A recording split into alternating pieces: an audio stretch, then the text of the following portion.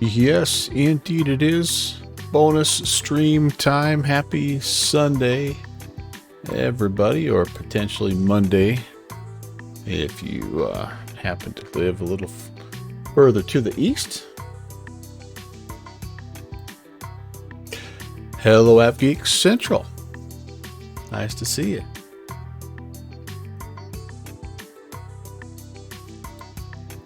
Yeah, the Virtual USA Flying Club is joining up today with the Hidden Getaways event. And this is sponsored, I believe, by the Soulwork Studio developer team. Whoops, Hidden Gateway. Ah, heck.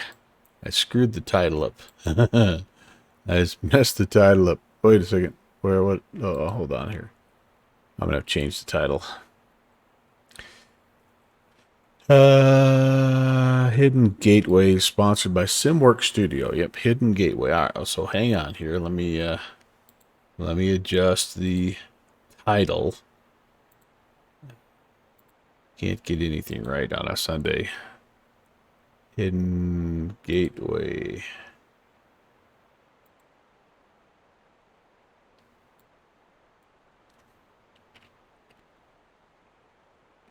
Hidden Gateways. There we go. Hidden Gateways. Yes, perfect. Perfect. Yeah. To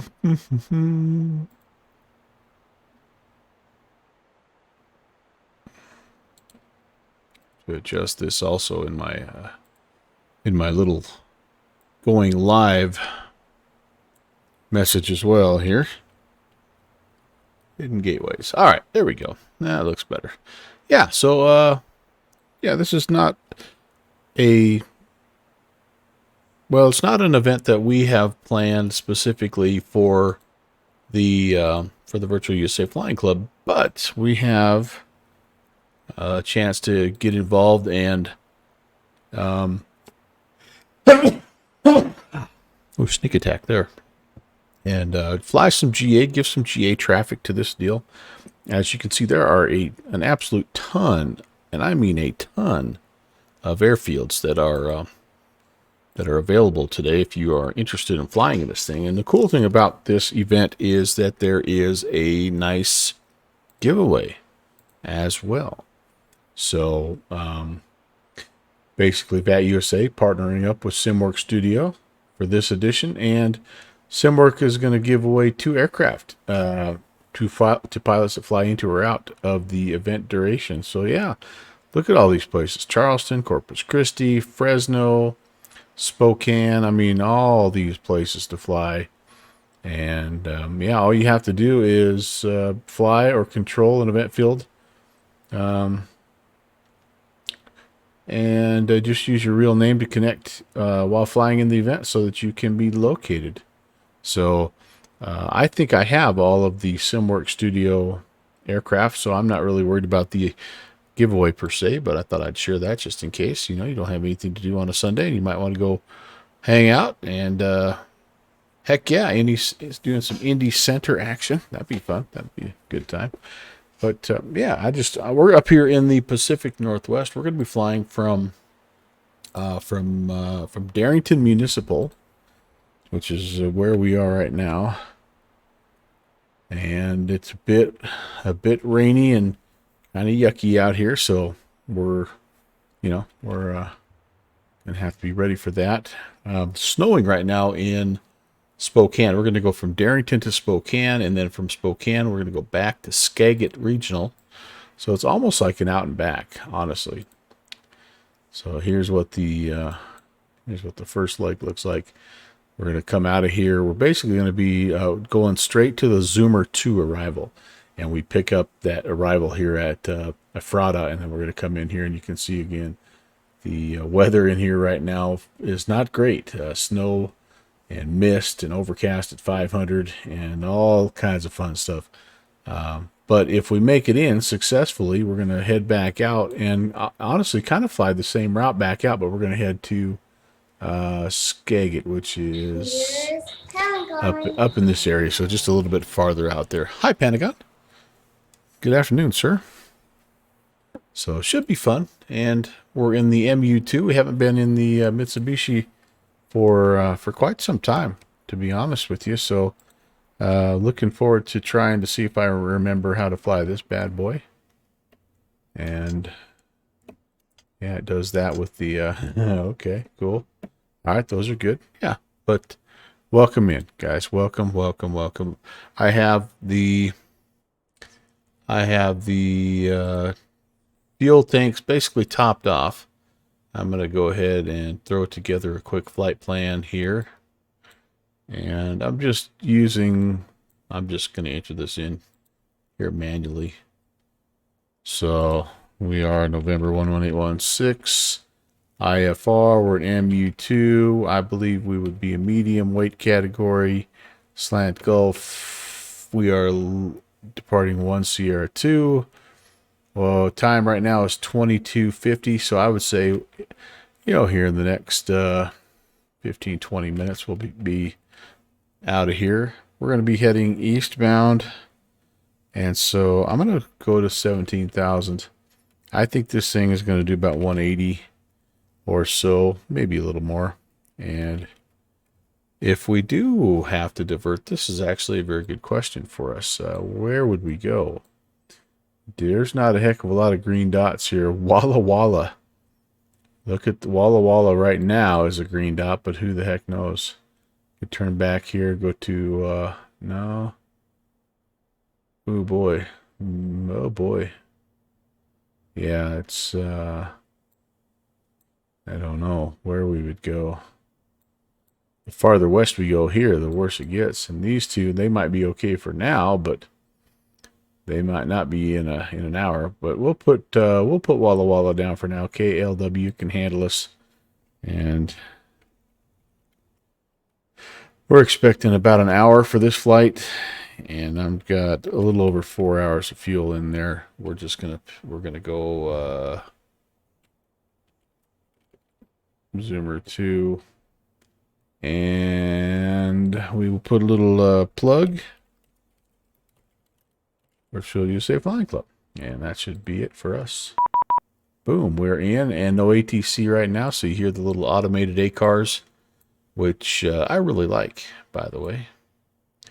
It's giving us the confirmation that there's no ATC in our area, but it is giving us a squawk code, so that should be okay. And just in case some folks come online, which they should, because the event is starting. And in fact, speak of the devil, the event's starting here. So here's center.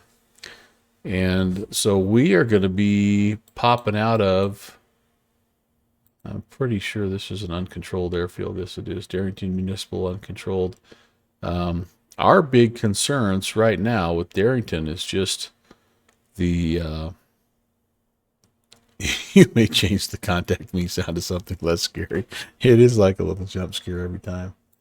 But our main concern coming out of Darrington, you guys, is just we've got terrain all over the place. So, just a quick METAR TAF of what's happening right now. It looks to me like we would favor winds are 150. So yeah, runway 10. So we'll favor an eastbound departure here, which we could climb kind of out the valley here and then be on our way. But let me just check one quick thing here that I didn't think about earlier. Let's just see if there's any crazy. No, I'm not seeing any. Nothing crazy as far as obstacle clearances or obstacle departure, special obstacle departure, anything like that. So we're just going to roll with it and see how it goes. But Spokane is up here, I think. Spokane looks like delivery's coming online. Time we get closer to it, we should be picking up. Whoa, wait a minute. We should be picking up some ATC and have some controllers. So we'll just pick up a little pop-up IFR along the way, and that should work. Covers handles removed. Gear handle is down and confirmed down. The parking brake is, it's hard to tell if this gear handle is down, but I believe it is down. Parking brake is, where the heck is the parking brake?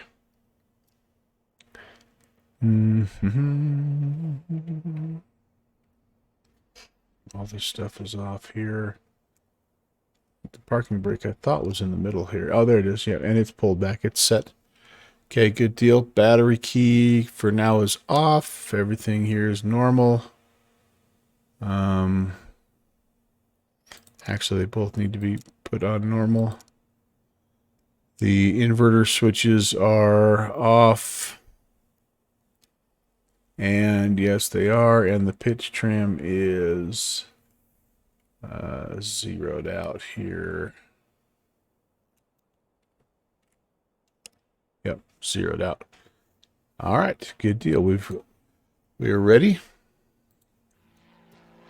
Hello, test, test, test. Hey there. Welcome in, Mike Stein. And for some reason, I don't feel like I'm getting my... Oh, yes, I am. Do I not have...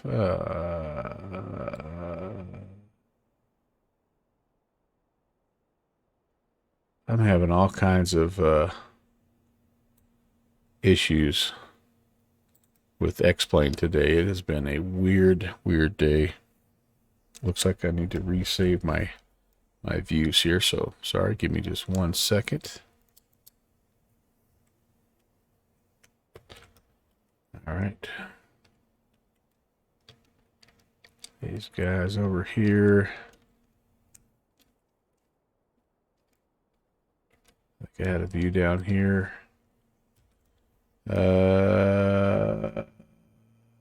This view here is helpful. Hey, Texas Fun Flyboy, thank you very much. Heck yeah, Drobart, Sunday, man. Welcome. TFB, thank you for 21 months. Doggone it. Nice to see you. Yes, indeed. And Scott Bars, thanks for the follow. Thank you. Thank you, guys. All right. I knew you guys couldn't resist when I started resetting my views here. That's what gets everybody. That is the the immersion factor right there, right? But yeah, for some reason, like all of a sudden, I'm getting this warning that it's not wanting to save anything, and that everything is read only in X-Plane, and I haven't haven't done anything to make anything read only. So, I'm not sure what's going on, but we're going to just roll with it here. And hopefully it'll kind of sort itself out. Okay, there's that. And then, we're going to have some kind of a wing view. Fun time for me getting your AOL sensors in a lather. I don't know what that means, Strobart, but I'll take your word for it. Here's a good view. Ooh, yeah. Yeah. Whoops, I'm too far. Back up a little bit. There we go.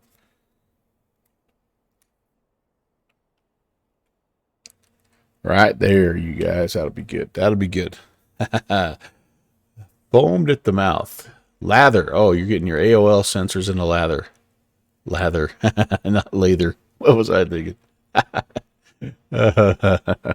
Hey, I'm a math teacher, not a reading teacher. And sometimes it really, really shows. Battery key switch on. Do I have this set? I do not. I have to go turn it on down here. Okay. Inverters are going to come to mains.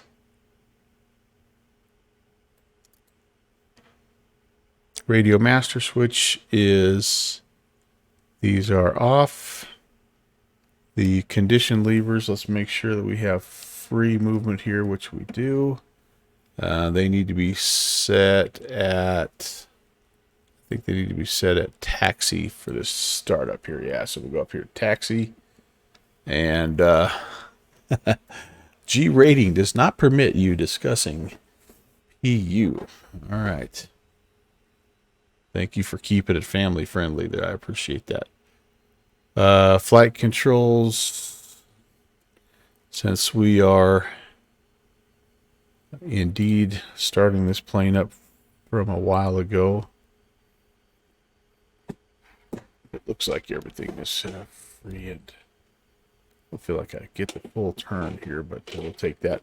Oh, and apparently my radios are on. Okay, well, they shouldn't be on. I don't have anything on here, but that's okay. Sometimes that TDS or the GTN 750 comes on without permission.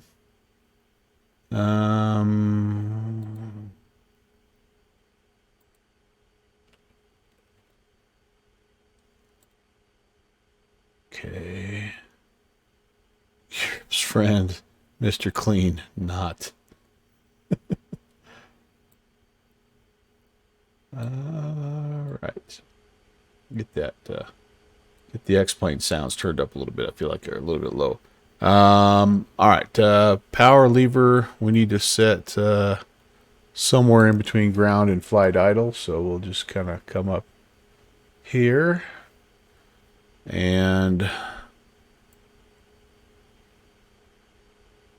trim controls set for takeoff. That's fine. Rotating beacon can come on. I believe that's up here.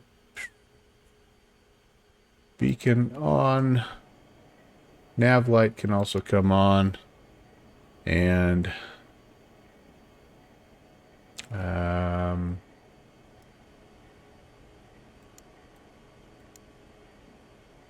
yeah, we'll get the rest of the lighting on here in just a little bit once we get the engine started. All right, main fuel valves need to be opened.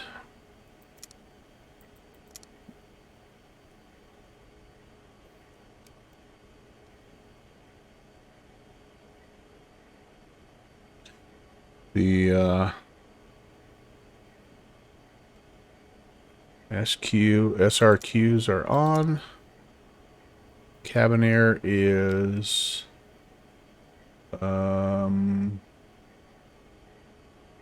used to be off.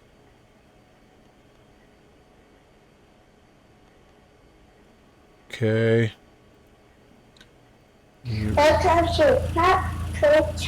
Run crank switches are going to be turned to run. Oops. And we've got Kennedy George with the follow. Hey, thank you very much. Welcome. Welcome. All right. So I think we're good. We just need to get things rocking and rolling here. So I'm going to hold this down, wait for the light, and then we're going to pop the generators on. So let's start number 2. Hello, Minna.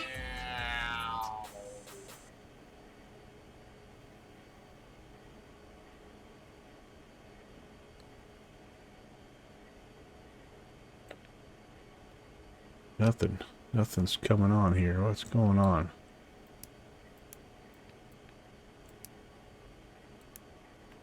What is going on? I have to get I've put my battery isolation. Nope, that's not what I want. Seems like there's always a quirky little step here that I forget about. And oh, I need to, if I'm starting number 2, I need to put the right-hand start on. That's why. There we go.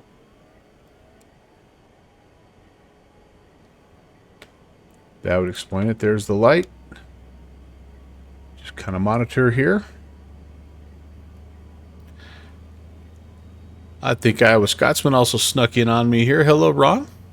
Nice to see you. Welcome, everybody.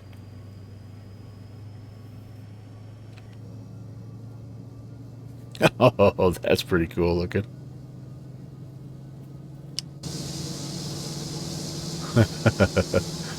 We're kicking up all kinds of, I hope that's just moisture and not burning oil or something.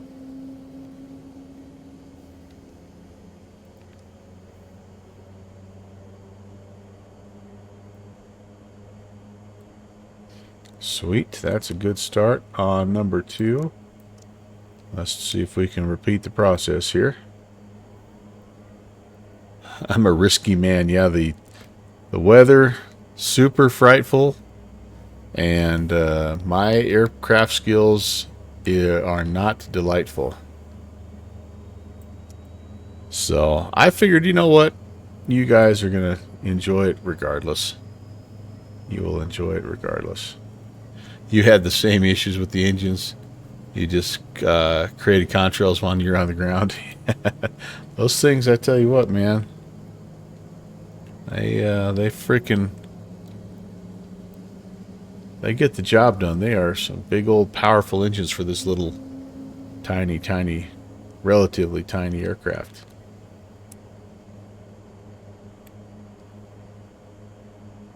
Okay, we're doing good. That looks good. We're going to go Jennings on, and then we're going to go starter switch to air safe. Oh, which is down there, air safe. And pressurization system can come on. We're not going super high, but we are going to 17,000, so I don't want you guys getting a headache on me here. So we'll do both there. Go to auto. And we'll spin this guy up. Oh, it's already kind of set at 17,000. Alright, that sounds good to me. We don't have to do a bunch here, but we'll do a little bit.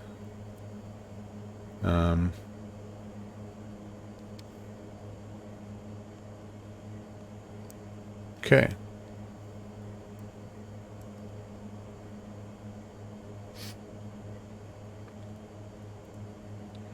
Fuel transfer switches need to go to auto.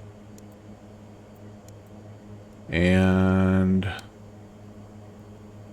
we need to turn on the avionics.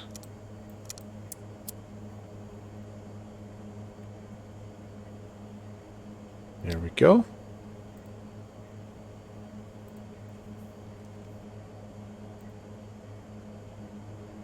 Let's go ahead and put our flight plan in here. We're going to go to Spokane.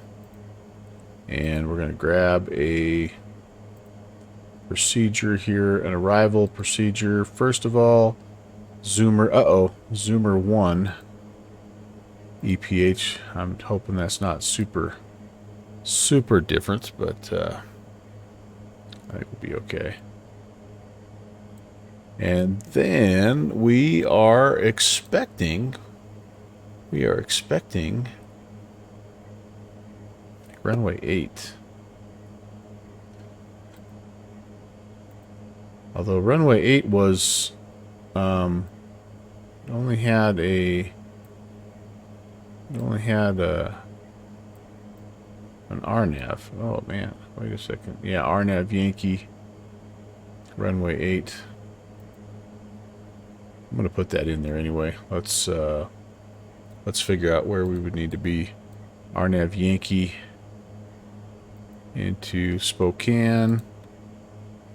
RNAV Yankee runway 8. That's the shorter of the two runways, but it's for now it's like right into the wind. So looks like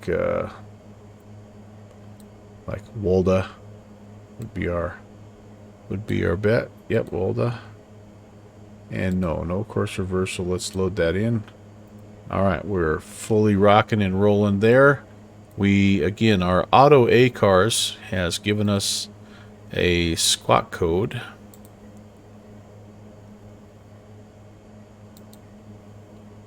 Whoops, and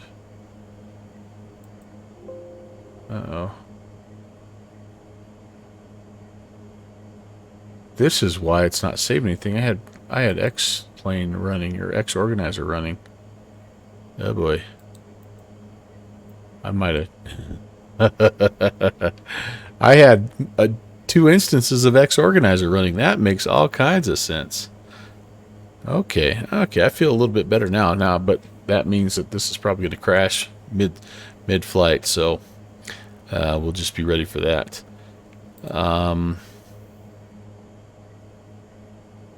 Oh yeah, I was going to go get my squawk code here.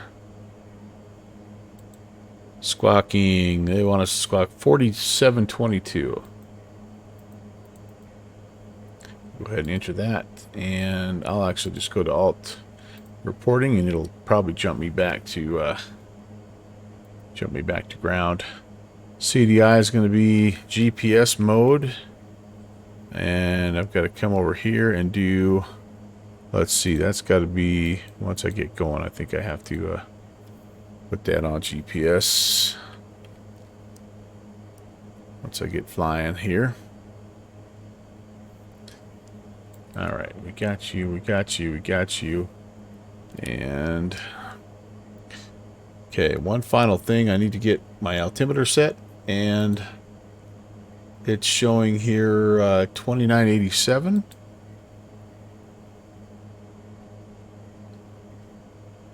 Field elevation about 560, and that is checked.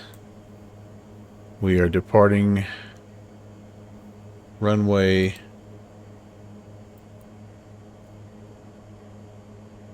10, and I'm just going to kind of set the heading bug.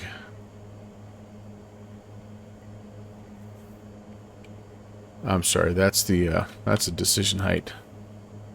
And heading bug 010, and we're going to try to make it up to, if we can, up to 17,000. And we're just going to climb and maintain visual separation from the terrain. Sweet.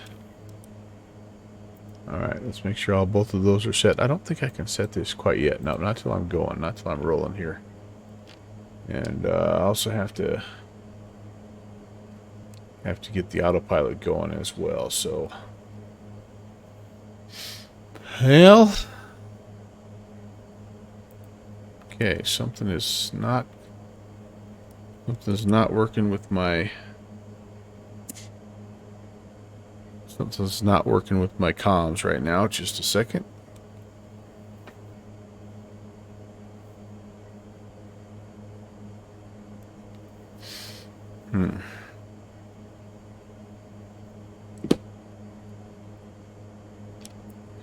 Those are on. I've got failure here. Do I need to reset my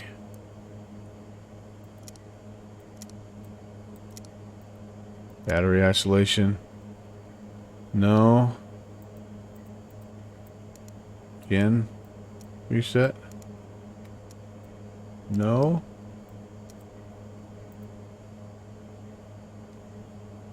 I don't have something popped out here, do I? No.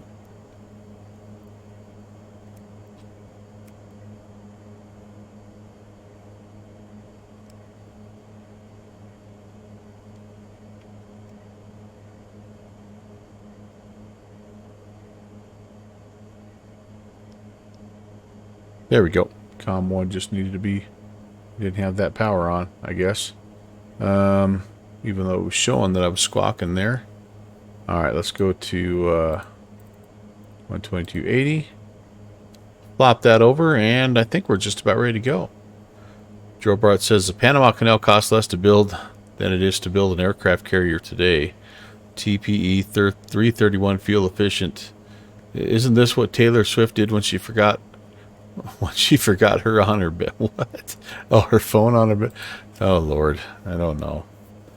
I don't know what I'm doing here. Bonus streams are always a crapshoot. Always a crapshoot. Because I always do them last minute, and I never have a chance to practice.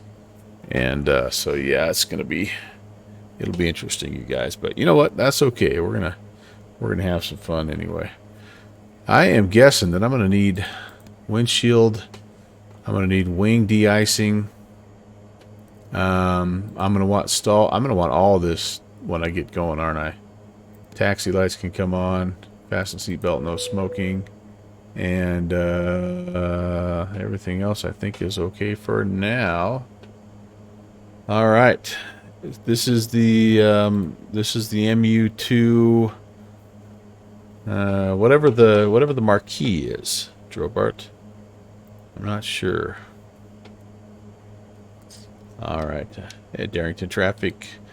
Mitsubishi 11816 is going to be on the backtrack runway 10. Skagit, or sorry, Darrington. The longer one is the P, huh? I don't know which one this is, but it's making those making those contrails. Oh, I don't have to backtrack. I can just taxi. I'm thinking of. Oh, I must be thinking of Skagit, so I can just taxi. All right, buddy. Ooh, I did not have. I did not have the parking brakes on. I got lucky there. I could have been rolling all the way through.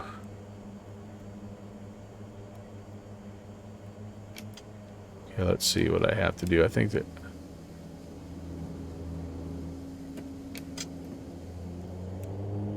There we go.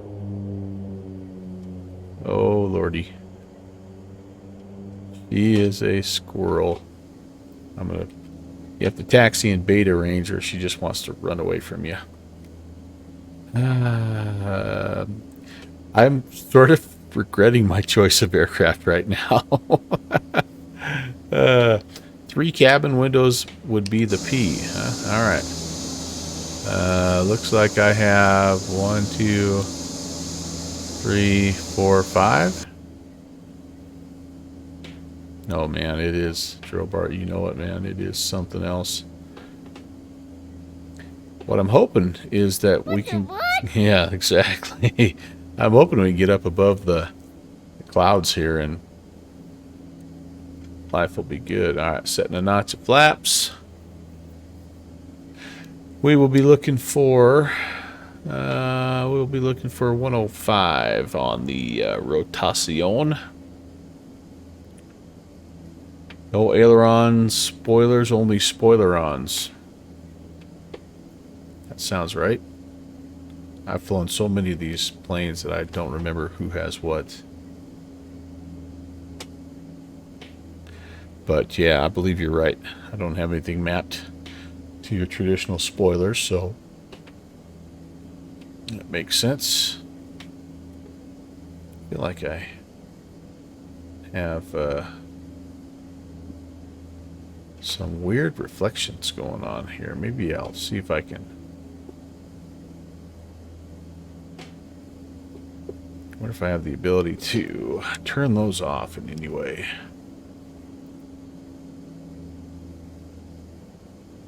Probably not.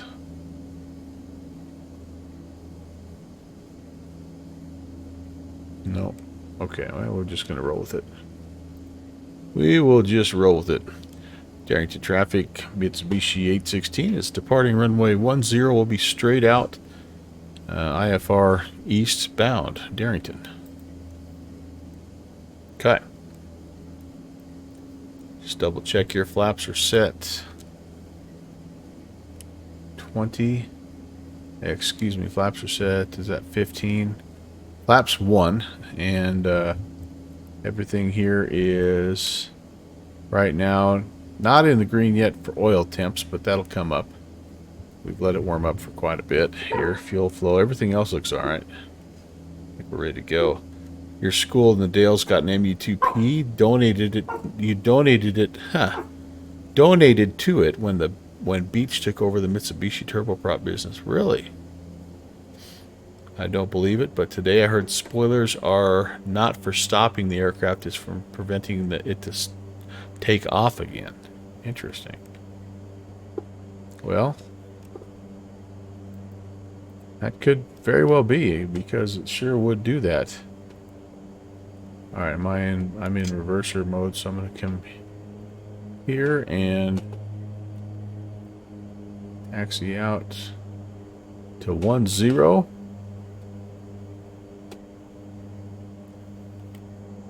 Final is clear. Runway. Oops, I see some blinky down there. Oh, it's just a tower. I'm a little bit on edge because I just about had a collision with somebody at Innsbruck yesterday that came flying in and didn't make any kind of a radio call, and I didn't see him until I just about, well, I had crossed the hold short, the ILS hold short line, and anyway, yeah, it was almost bad. So all right, we're gonna hold the brake. Oh, actually, first things I'm gonna do is this. Let's get all of our anti-ice stuff going here. Strobe. I can turn the indicator lights on. And okay, we're ready. Here we go.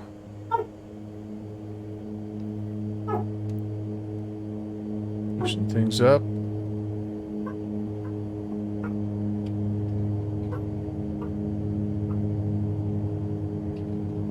My dog is apparently seeing something he doesn't like or hearing something he doesn't like. We're all over the place like usual. With this aircraft, there's 100 and rotate.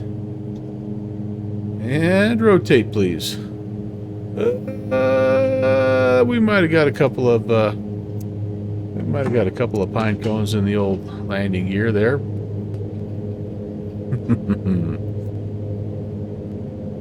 Filling up those tanks to the max definitely didn't help me out, but all right, there we go. We're going to try to climb here, continuous climb about 155, and I am just pointing it.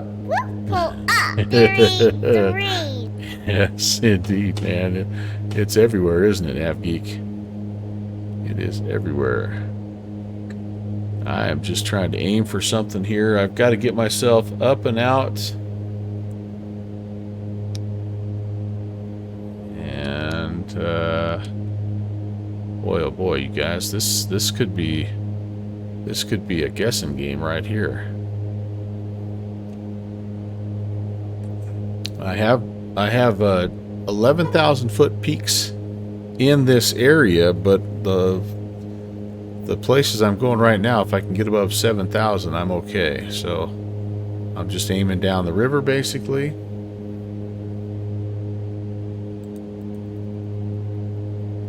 Trying to stay right in that little channel as we climb.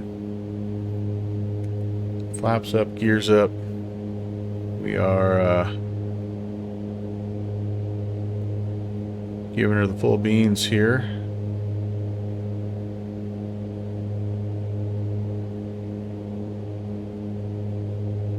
Climby, climby we go.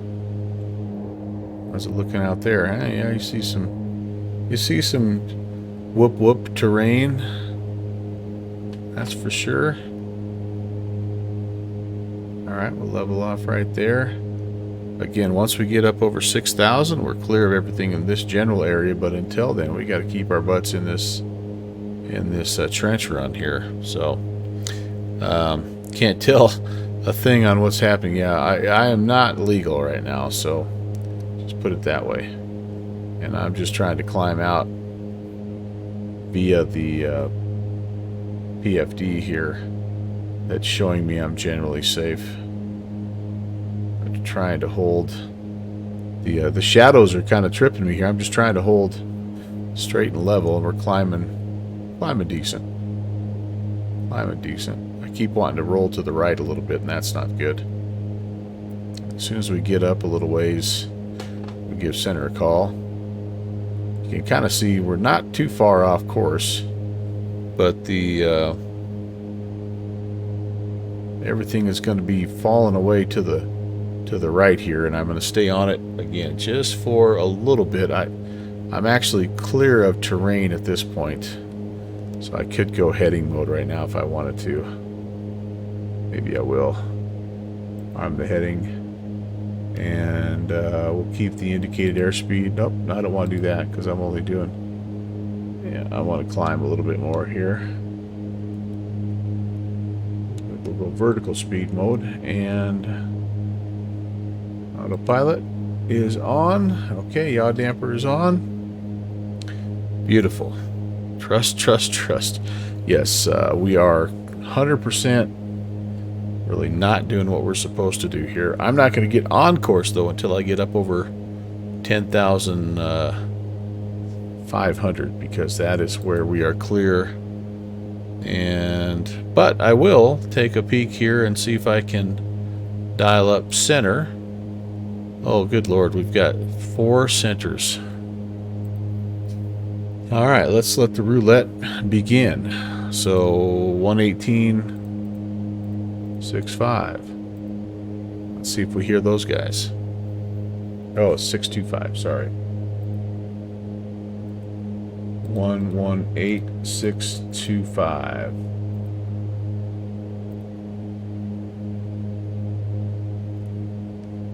I will make a slight left-hand turn here as I keep climbing.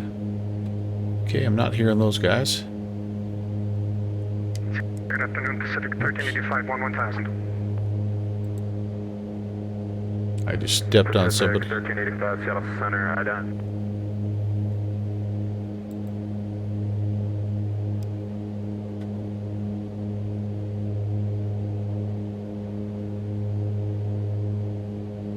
Pacific 1385, ready to contact. The ones are miles north of the Spokane VOR, 111,000, climb maintain fall 37. 370, 1385. Center, good afternoon, November 11816.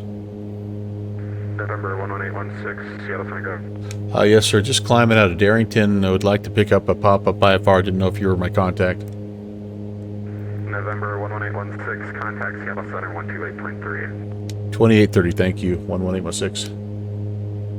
All right. 1283. Boom. Through 10,000. Seattle Center, good afternoon, November 11816.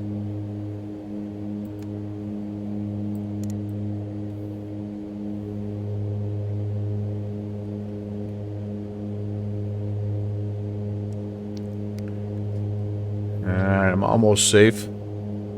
Almost safe. Oh, I'm slowing down. I need to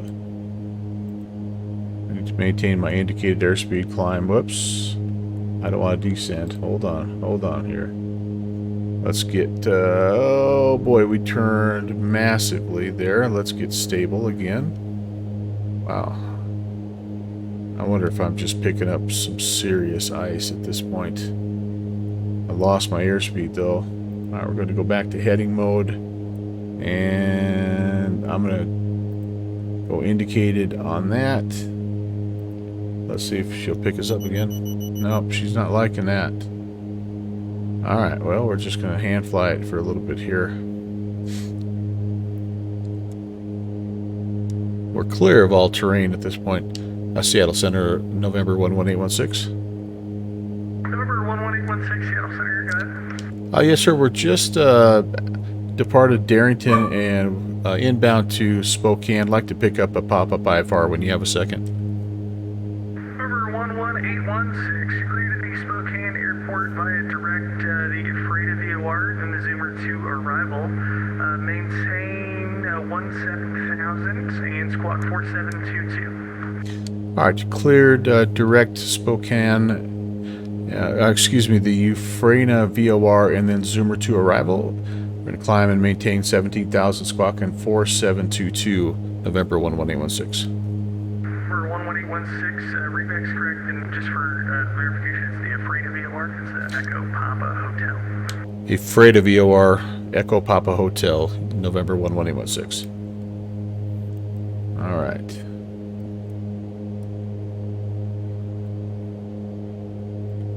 It's not letting me pick stuff up here, so interesting. All right. Well, I'm really struggling right now with the airspeed, so I did lose a little torque, so I'm putting some power in and trying to manually turn here to get back on course. I know that I'm a little bit south of where I should be. Nothing, not too terrible. Whoops. But it won't, the autopilot is not re-engaging because... Number 11816, radar contact approximately 55 nautical miles northwest of the Wenatchee VOR. Position checks, 11816. Alright, so... I am gonna... What I'm just trying to do is actually level out here. and try to get some airspeed back up, and then see if it'll. I'm just gonna go alt hold here, and we'll go heading mode. We'll try to re-engage. See if that'll do us for now, because I want to. Okay, I need to go direct to Euphrates, and actually what I'll probably just end up doing is just activating the approach here. No, I want to activate. I want to fly the arrival, so I'm going to go to right here, direct. We're going to activate that, and that will get me where I need to be. And now, yeah, but I'm not. It's not okay. There we go. So I want to go to GPSS, and now we can go nav. We can go nav. No, we can't.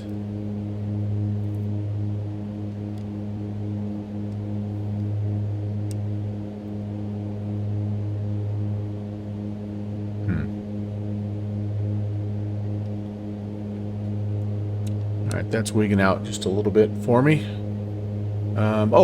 That's right. When we go to GPSS, the heading mode is actually follows the magenta line. That's right. I kind of had forgot about that little quirk of the aircraft. All right. So then now we need to go ahead and let's we've got some good airspeed now, so we can come back down here and we can pitch up just a little.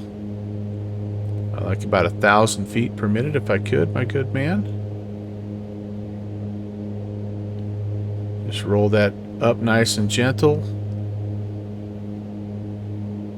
Nice and gentle. Nothing crazy. That should work. Vertical speed. And we're going to arm the altitude here. Number 11816, financial altimeter 29990. 11816. All right. And, yeah, that was a busy departure there, guys. So, appreciate you guys hanging out there. We're going to die Florida fly. What's going on? Actually, that is still a pretty good chance. I think I have strobes on. Yep, strobes are on. Everything's on.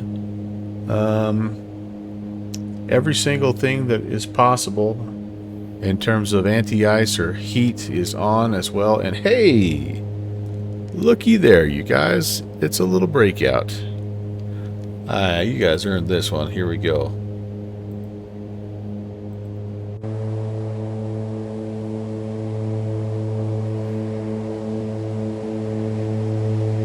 Uh-oh. Was I on the wide arc? That rain looks like I'm going full warp speed. Yeah, right? Ah, man, I thought that was going to be a little bit better. A little bit better breakout shot for you guys. I saw some of those mountains down there. Yeah, darn it. Alright, I promise you. Next time we have something here, I'll give it to you. But until then, enjoy the warp speed and the really weird shadows that are going on that I can't... It's got to be sun peeking in somehow, but yeah. Florida Flyer, this is the X-Scenery Mitsubishi MU2, the Marquis.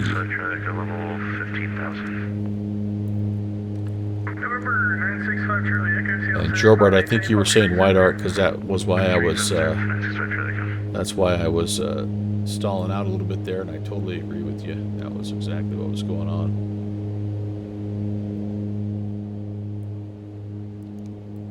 Yep, this is a good one, Florida Flyer. I was close, but luckily my tremendous skill, as always, saved the day. So I have the webcam turned off right now because you guys can't see me wiping sweat off my forehead. Oh man. Yeah, that was something else, guys. That was something else. Oops, hold on. What the heck?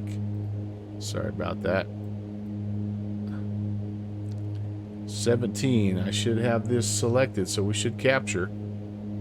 We should capture. Doesn't look like we're going to get out of the muckety muck here, you guys. I should have filed. It was such a short flight, I didn't feel like filing much more, but maybe on the way back, I will file like 240 or something where we can get up above it. I don't need a spiral in an IMC. No, this is true. That was the one thing I did. Really, I mean, there were several things that were not good there, but one thing I had a hard time was holding stable level flight. I was trying to look back and forth between everything, you know, and every time like you do the regular 6-pack scan and then you come over here to make sure you're lined up, and then by the time you get back here you're like 20 degrees rolling right or left. This thing is a roly-poly-oly. I mean, it just wants to go left and right and run away from you. It's kind of like balancing a marble on a bowling ball. It's just really it's a roly-yawy kind of plane. But I feel okay. We're up here. Let's see. What do I have to do? Engine syncs on. Yep. Prop sync is on, I should say.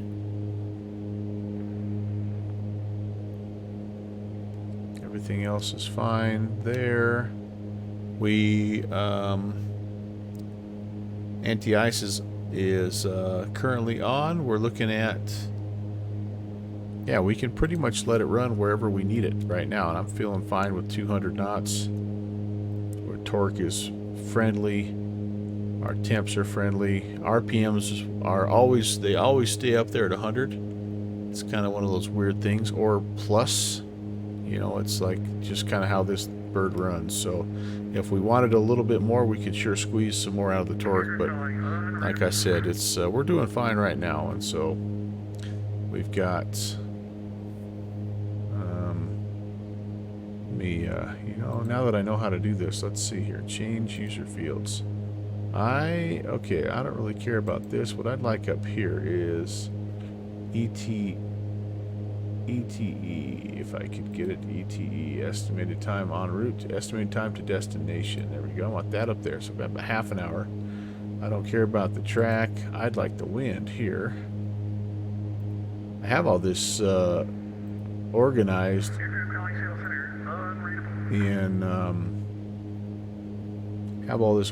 in Microsoft Flight Sim, but I forgot about this. I need to have this here. Where are we here? Outside air temp. There we go. Wind speed and direction. Oh, a little 10 knotter, not bad. And then this one, I like to have this one as my descent for vertical speed as I'm going in there. Hey, hey, hey! Engine torque, not Peter torque. That was cracking Leroy jumping through light speed. Yeah, Comic Crazy, what's going on? Hello, Downwind Sim. And let me see if I can find that guy. Where are we? Time to top of descent. Nope, that's close though.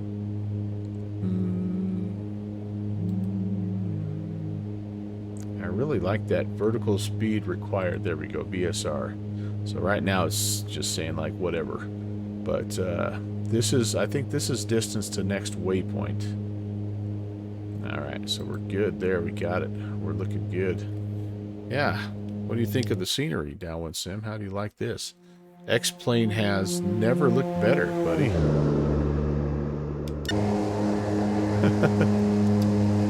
Look at the old girl. The Wabe Dragon, green and gold.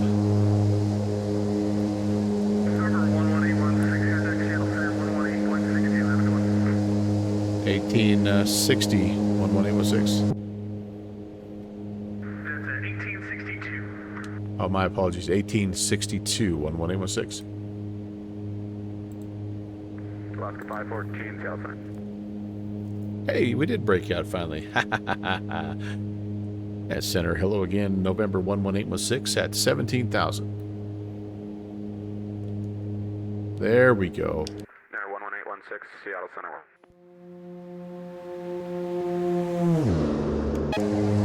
This is the view I was wanting to give you guys earlier. And we definitely have to take a little screenshot of this guy.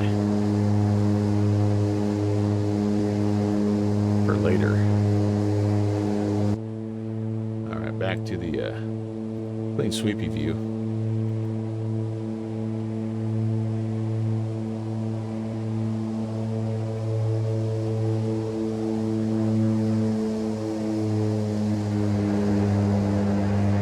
Seattle Center, Delta 2013 with you at 12,000. That, my friends, is delicious in so many ways.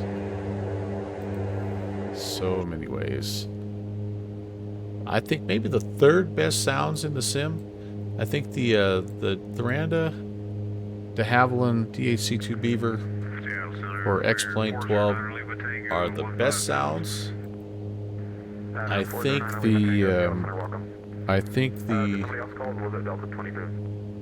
Yeah, Delta 2013. the FlyJ Sim X Q400 for X-Plane 12 might be second, and this one might be third. So in terms of sounds, For Delta 2013. kind of a clean sweep right now for the X-Plane. 40 miles south of Spokane, VOR 8,000, the Spokane altimeter 2992 landing north.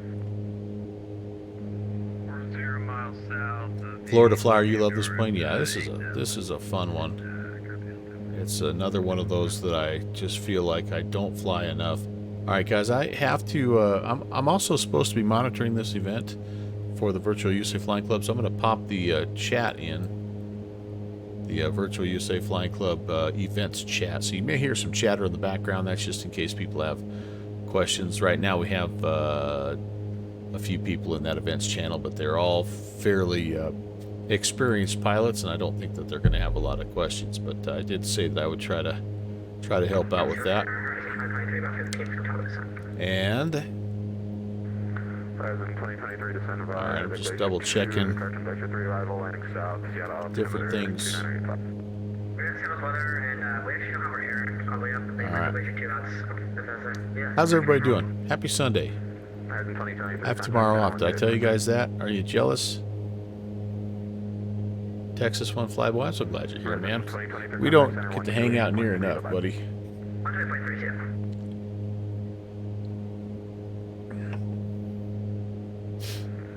Walker 1538, minus base 2 to east, Salt Lake Center's offline radar service terminated for exchange group. All right, I need to. You're packing for an early departure tomorrow. Oh boy. Oh boy.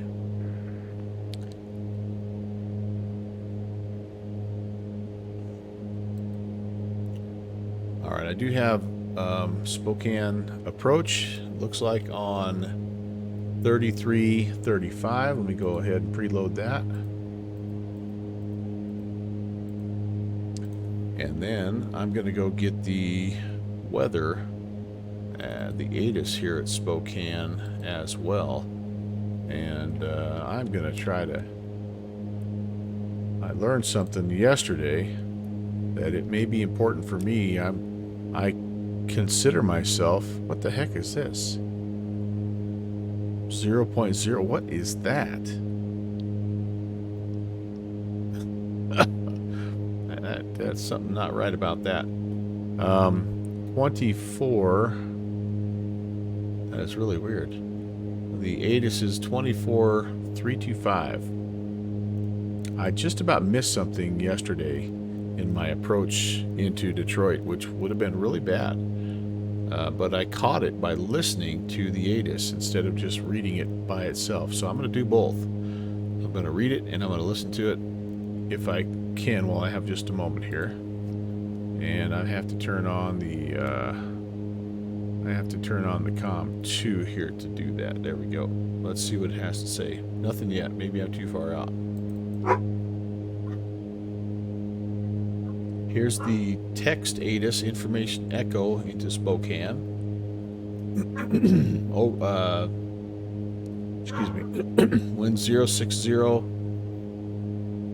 at 3 miles visibility, snow, some baby rain, aka mist, overcast at 700. Oh shoot, that's 500 more than when we left. Temperature 2, dew point -1, altimeter is standard 902.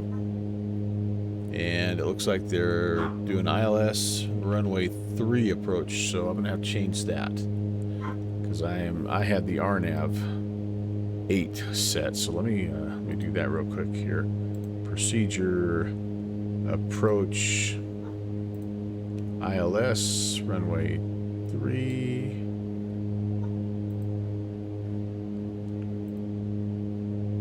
And that is from ILS runway 3 is from where? It's from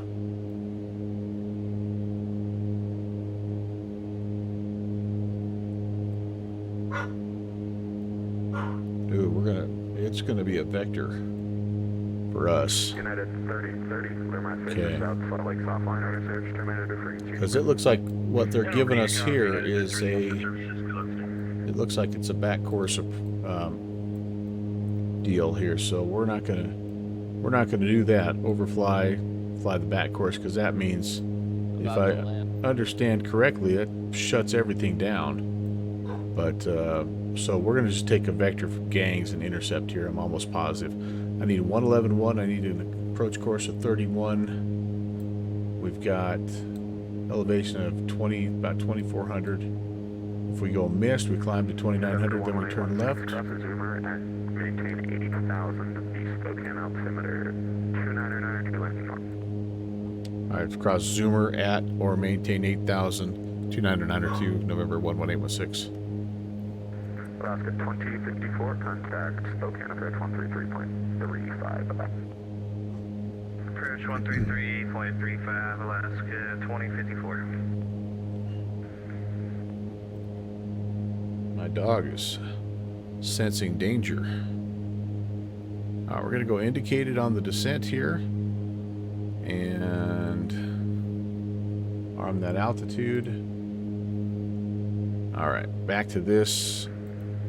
Pacific 1385, Lima access to the stand. Not gonna worry about that. Okay, that's yeah, that's our frequency. And I think I can just put the approach course in as we stand. Yeah, so 031. I'm not sure if it'll hold, but we'll kind of have that for now. If not, we'll just set it real fast when we jump into localizer mode. 2992. Let's get that barrow set. And again, guys, I'm not being a very nice host today because this plane is going to keep me plenty busy. But Downwind Sims taking the Southwest Express down to Nolly, then over to Austin. Yeah. Work gets in the way for Texas One Flyboy. I need to retire. You and me both, buddy. Soon. The only problem is when I retire, I won't have any money to do anything. So. Seattle Center, good afternoon. November 47 Echo November, flight level 380. November 47. I am doing another leg. Yep, I'm going to be heading back to. I'm heading back to Skagit Regional, which is basically sort of back where I came from. Oh boy, and I am. 47 Echo November traffic, 12 o'clock, about 20 miles off of the Okay. direction of 737. I thought maybe I was turning uncontrollably, but that's all part of the plan. Yep, same plane. Yep, And we we'll have be traffic in sight. doing a little turnaround here once we get down on the ground, and it's basically back almost the same direction. In fact, we'll be flying right over the top of Darrington and going probably another, I don't know, 50, 60 miles into Skagit. 47 Echo November, radar contact 20 miles west of the All right, here we go. Am I going to be down to Zoomer at 8,000? Time will tell. Where's my descent banana? Downwind Sim, how do I turn my descent banana on with this glassy McGlassface? Pick up the pace. I got 42 miles to run. I got to do pilot math. 6,000 feet in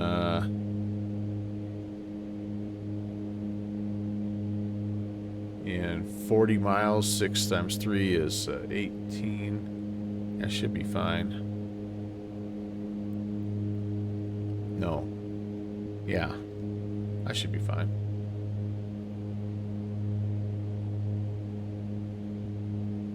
$14,000 down to 8,000 is 6,000. 6 times 3 is 18. Yeah.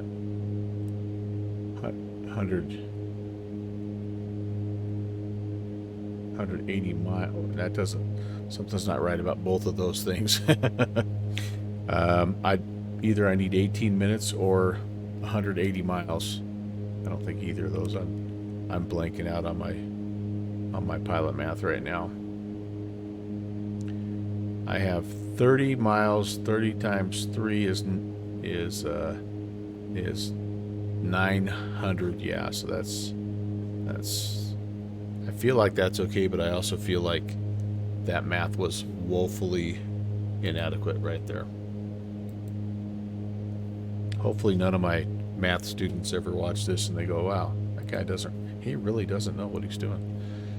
You're going to be doing Indy to RFD shortly. I don't know where RFD is. Where is that?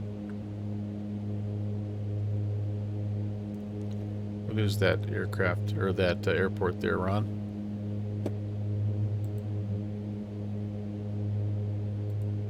I should know. Oh, Rockford. Oh, that's right. That's one of the. That's why it sounds familiar. It's one of the event fields. Cool. Well, I hope you win, man. They're giving away 2 copies of aircraft, so you have a chance. I know you already have that Chancellor, that 414. I don't know if you have the Learjet yet or not, but that sucker's.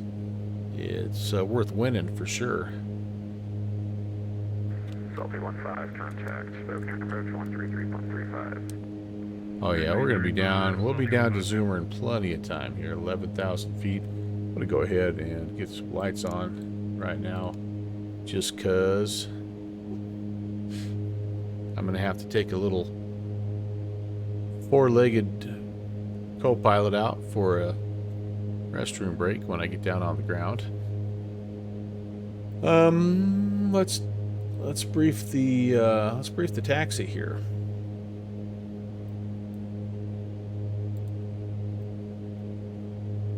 So into Spokane here. We will be, so we're landing runway 3, and we've got all kinds of places to park here. It looks like most of the GA stuff might be sort of here. But, yeah, this is cargo. So I'm going to plan on trying to hang a right here on maybe Gulf 3 or Gulf 2. And just, maybe I can come over here to the triangle ramp or down here to the GA area. That'll kind of put us right in the middle, because I'm guessing we'll be back on runway 3 for departure. Don't have the Lear yet? Well, I'm really doubly hoping you win it, man. You will enjoy the heck out of that. It's our kind of plane, man. A little old school, a little hands-on. It goes fast. It goes high. And does lots of fun stuff. All right, we are going to be down in level. That'll be cool. All right, I need to set the cabin altitude for my field now. So 1,000 above the field, so I'm going to set this for 4,000. Oh, that's, wait a second. This is as far down as I can go. Landing north 29902, Delta 3937. Fuel transfer switches. These can come to off. The prop sync also needs to go off. Okay, continuous ignition. Center Yeah, 47 Echo November, request descent.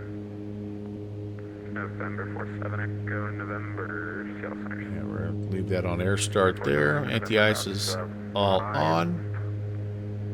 We can start throwing flaps at 175, and we can also put the gear down at 175. So that looks good. Are they all MSFS aircraft? Yes. Oh, Iowa Scotsman beat me to it. Yeah, that's, they develop, they do, or they used to develop in, yeah, I might be thinking of, I'm thinking of Fly Simware. Yeah, this is their platform is, yeah, is Microsoft Flight Sim. They may have done something for FSX back in the day. 16, contact Spokane approach 133.35. 3335, 11816, we'll see it. Static clear, tech and runway 5 approach cross Morgan Center about 5,000. Morgan Center, cross Morgan Center about 5,000, clear tech and approach runway 5, Salty 15. Giant 46 heavy contact center 118.62. Yeah, let's get 118.62, giant 46. towers 1830.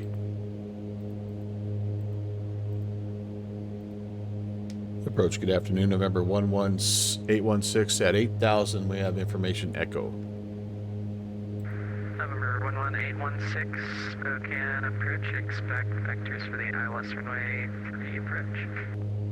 Vectors ILS runway 3, November 11816.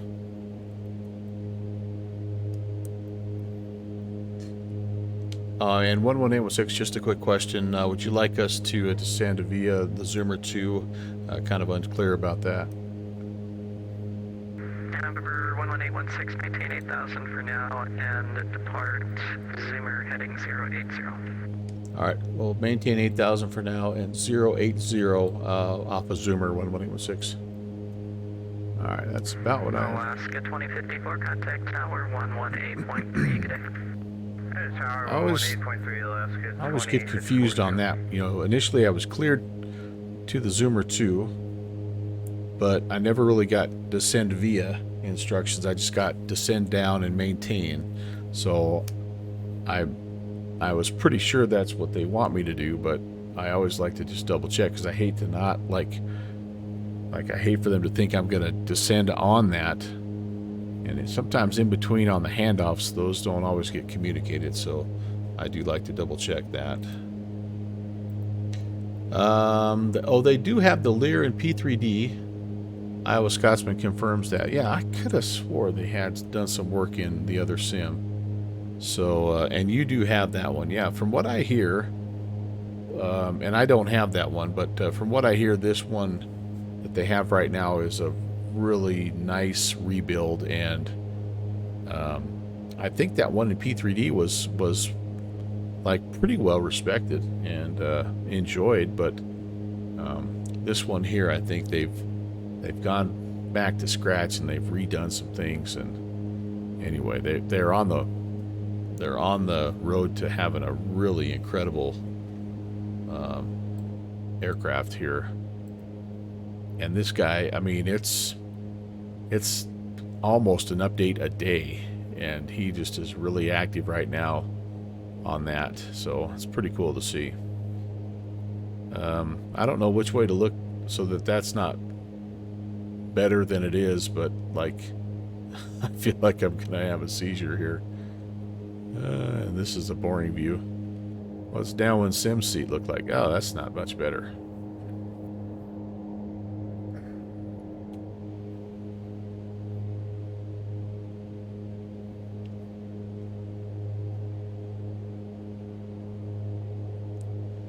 All right, as soon as we head off of Zoomer, we're gonna activate vectors to final, and we're gonna hop over to.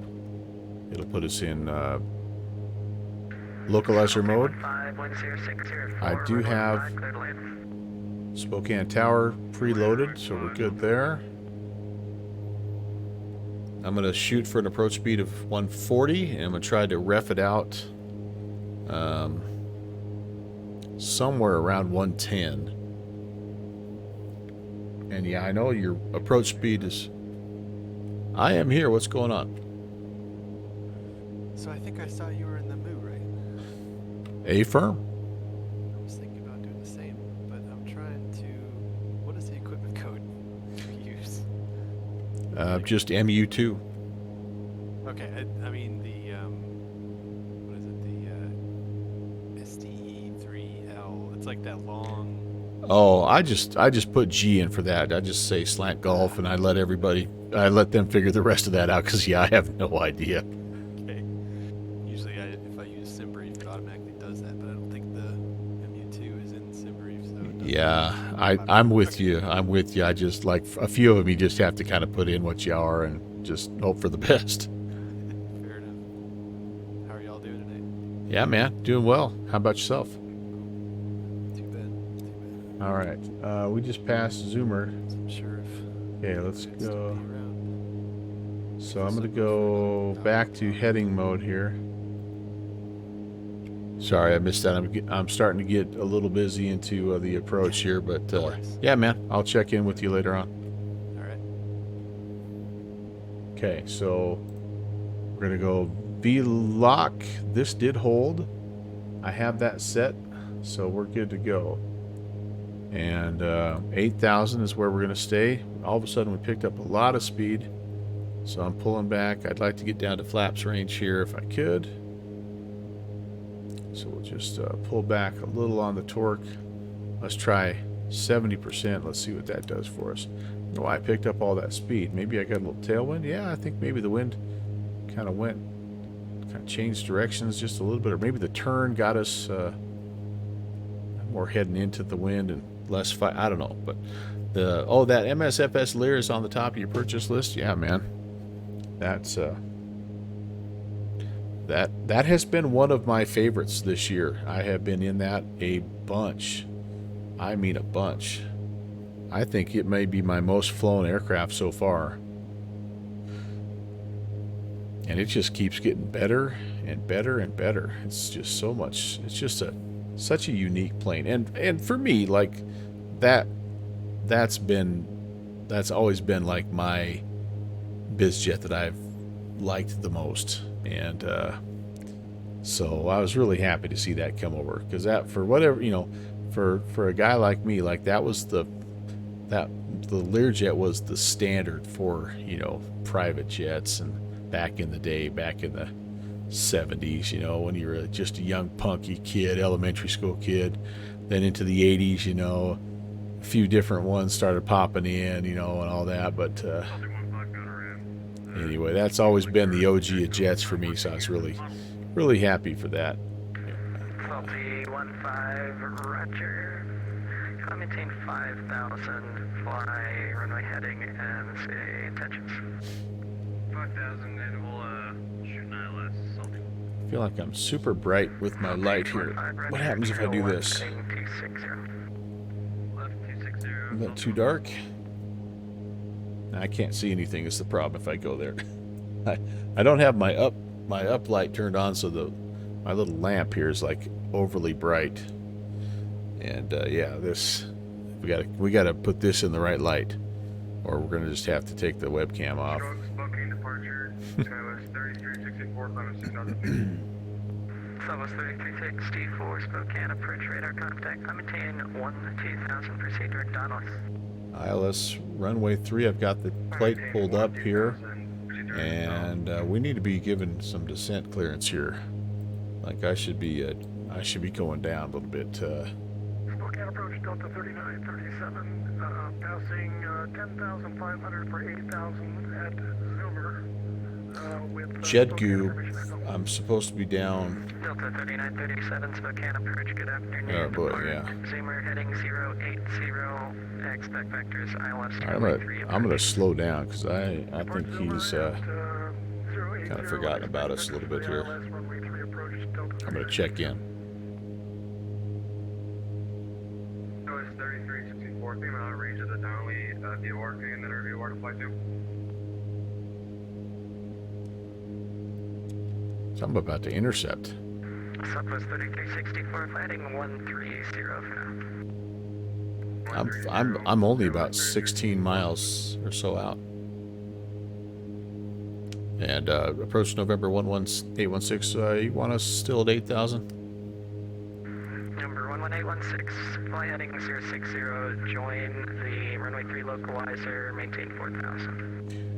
All right, to 060, join the localizer, and down to 6,000, 11816.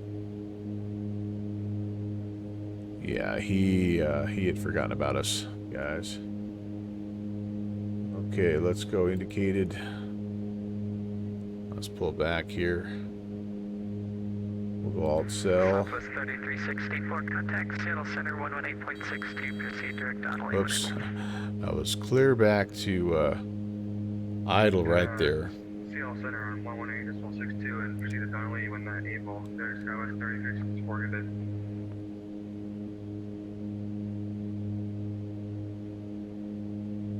November 118.168 from Carrot, cross Carrot at or above 3,900, cleared ILS runway 3 approach.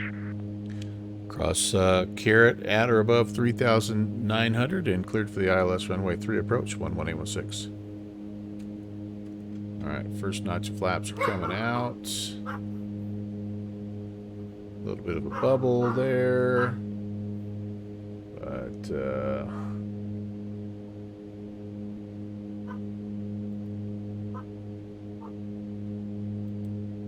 I'll go to vertical speed mode so I can bleed a little bit of speed off here as well.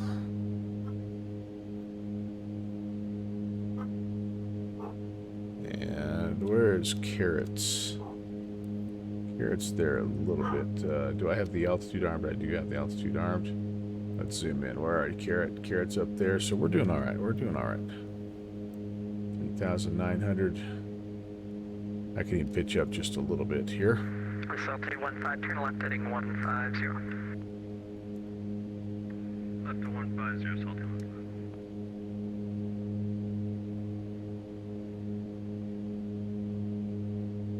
Let the speed keep coming off till 140. I hear you, buddy. Don't worry, I'll be on the ground in a little bit here, my dude. Okay, once again, if we do have to go mist, we climb 2,900, then we make a left-hand turn to 4,200, basically back to the Spokane VOR, which is 15.5. November 11816, contact tower 118.3, ignite. Over to tower, 11816, see it.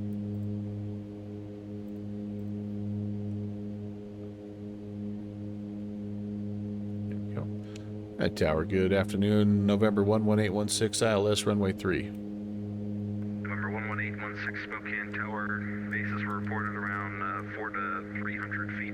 Runway 3, clear to land.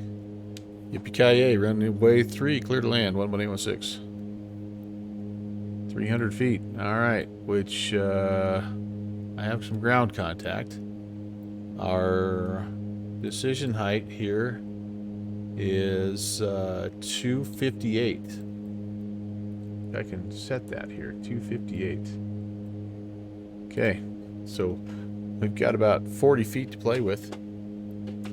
Here we go, baby. We're going to pick up the glide slope at Carrot. Carrot is 4.4 on the DME. We're 5 from Carrot, so about 9 mile final.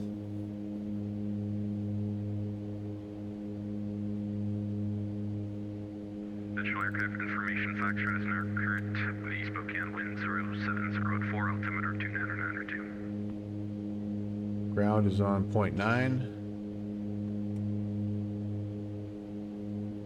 Here we go, boys and girls. There goes the glide slope. Well, we didn't pick up the glide slope. Why did we not pick up the glide slope? Crap. All right, we're going manual, baby. Here we go. We're going manual. Second notch of flaps coming out. Why did it not pick up the glide slope? That's interesting.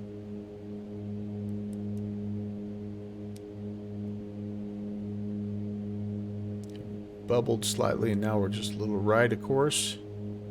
That's an overcorrect. Let's not do that. Thankfully, we've got decent visibility, but we are really, really right of course.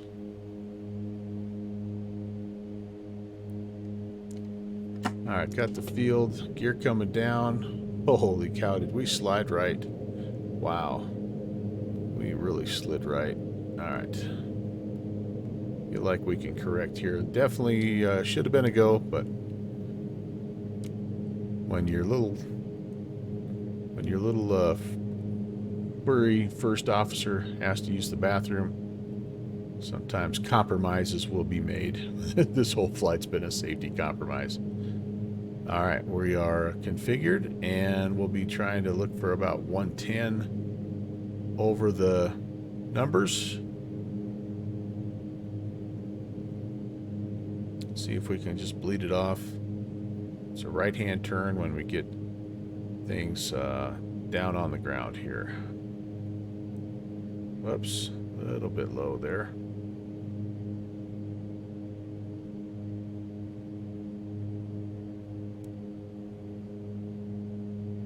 Whoa. Really low? All right.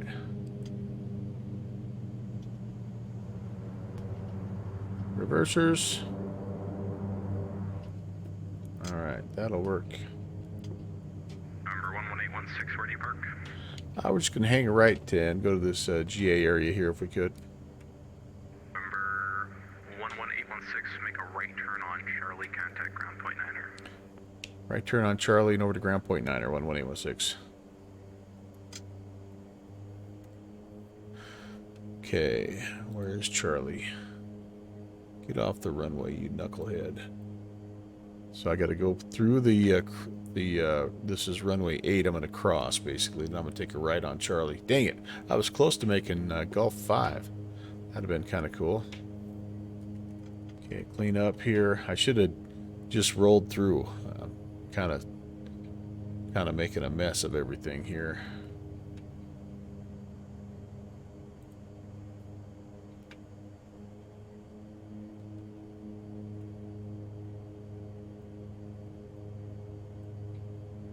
All right, here's Charlie, and off our 1 o'clock is where we're going here. So if I would have just not been so aggressive on the reversers, but I love that sound, I'll be honest with you.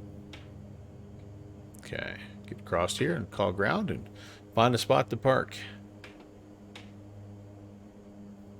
At ground, November 11816, we're clear of runway 3 on Charlie. Number 11816, Spokane ground, tax threat be Charlie, or if you're going to the north side, Charlie Hotel Golf. Have a good night. All right, yeah, we're just going to go straight ahead on Charlie here to the south ramp, and you know, plan a little turnaround here, 11816. All right, welcome to sunny Spokane. Hey, the little snow mod deal though is working kind of nice. Got nice snow coverage on the ground there. That's pretty cool. I got somebody down the other end of the runway waiting to taxi or coming my way, maybe.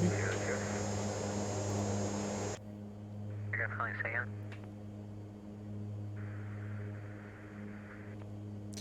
Okay, so we've got not this one, but the next one will lead us into this little ramp area. It's not, we're not going to Signature or anything. We're not going in to get coffee and cookies, so we're just doing a quick turnaround. I will check my fuel just to make sure I've got enough to get us back to Skagit. But yeah, welcome.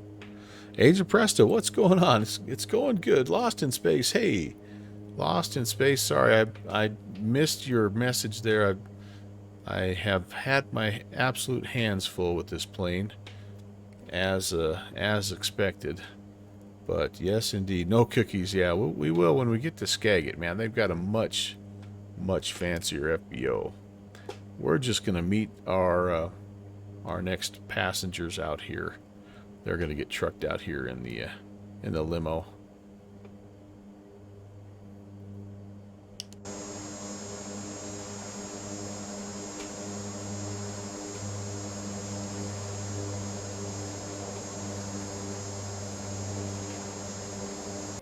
Okay, I think we'll set the parking brake here. We're going to pull our condition levers back to low idle. I am going to turn off a couple things that shouldn't be on. Turn all this stuff off for now, and I'll let all the ice accumulate, because that'll be smart, right? Taxi strobe, beacon, all this can come off here as well. Yeah, so if you don't mind, if you could give me just about 5 minutes here, I'm going to go take the little man upstairs, let him do his business, and then we will plan our flight back to, I think where actually the weather might be a little bit better, but, you know, we'll see.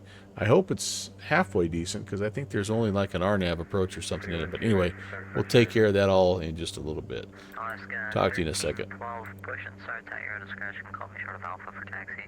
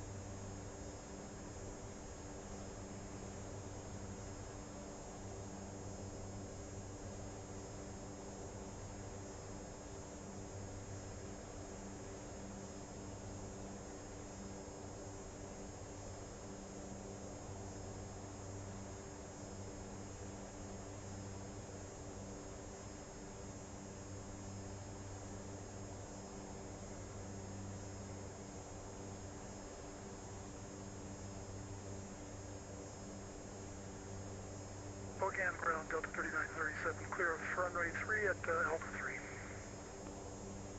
Delta 3937, Spokane ground. You can text there via Alpha. Be advised that Southwest is blocking the Tango 4 intersection, so you might want to enter into the ramp via Tango 5. 5 it will be, thank you, Delta 3937.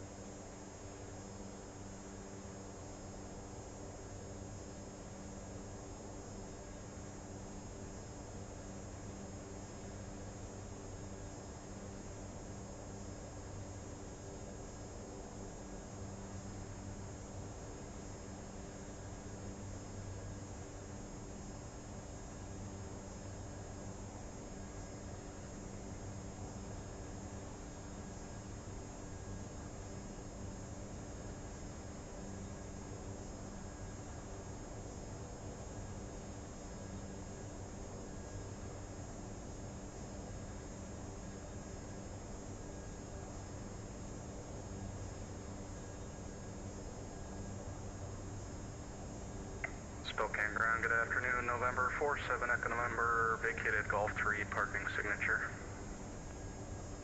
Challenger 47, Echo November, Spokane ground, Logan and Spokane, taxi there via Golf, have a good night. Ramp via Golf, have a great night too, 7 Echo November.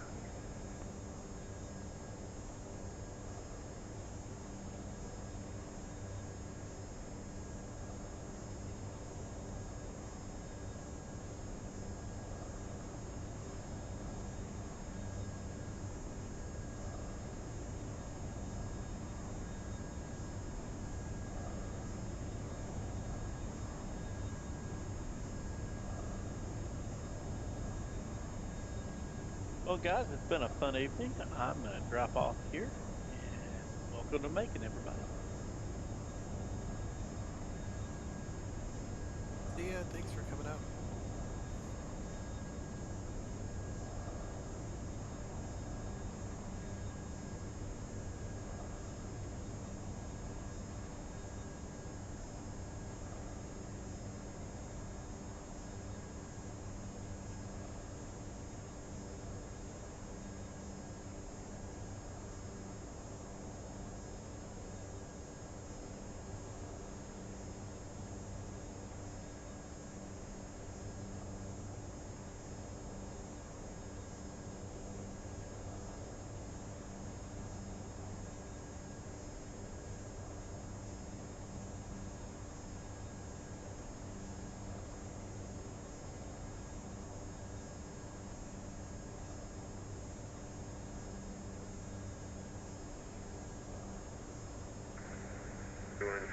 Ready to taxi to runway 3 with information Foxtrot. Alaska 1312, thanks for Foxtrot, runway 3. Taxi via Alpha, cross runway 8 on Golf, cross runway 3 on Alpha.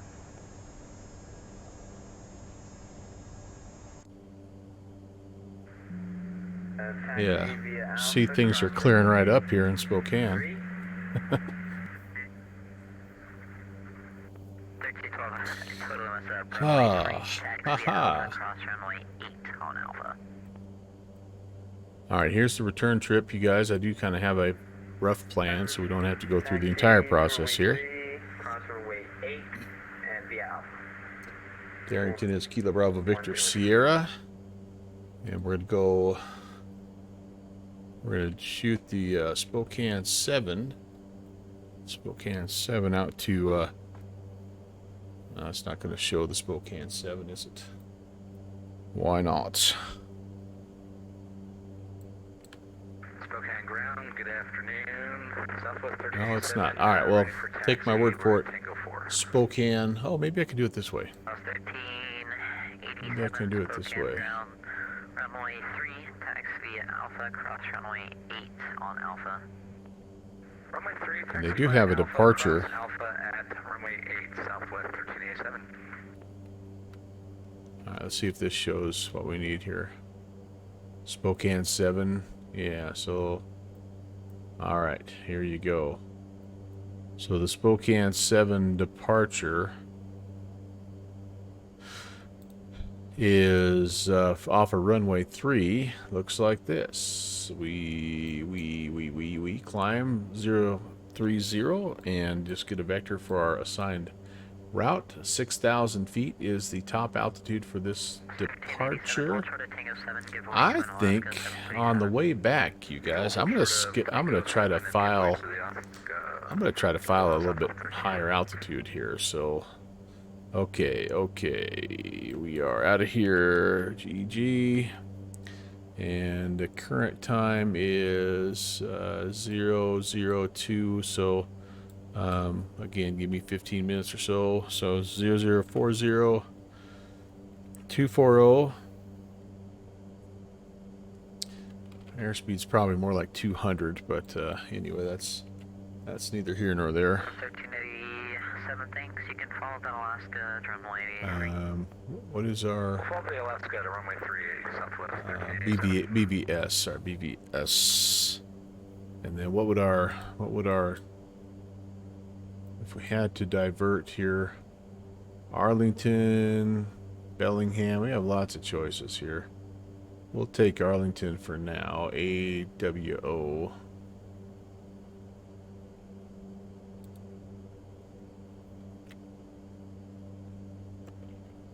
Okay. Expecting a flight time of if we go 200 and if we go 240, roughly a little bit over an hour 16 minutes. 0116.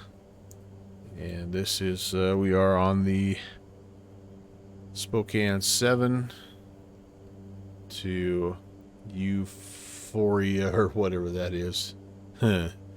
Whatever that VOR is. Epitap. Ephesaurus. Yeah. How we doing? How's the fuel situation here, you guys? Fuel quantity's about half. A little over half. So we have some, we still do have some in the tip tanks there, don't we? So the mains have 7,000, which means we burned about 3.5. It didn't touch really too much of the tip tanks. So I think we should have enough to get back. That should be fine.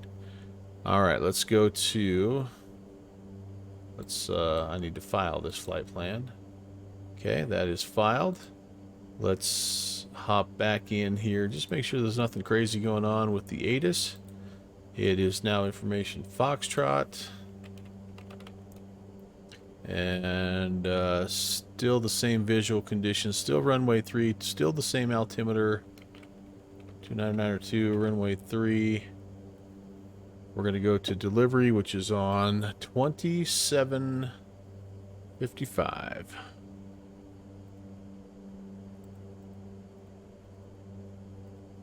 And I'm half expecting to get a PDC here, but maybe I will not. United 457, Spokane delivery.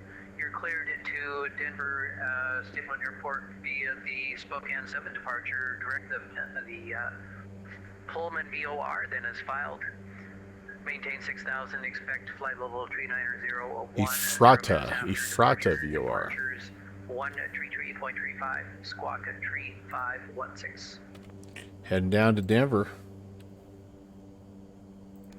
United 457 is cleared to Denver via What's the that? Spokane 7 departure to radar vectors Pullman, then is filed.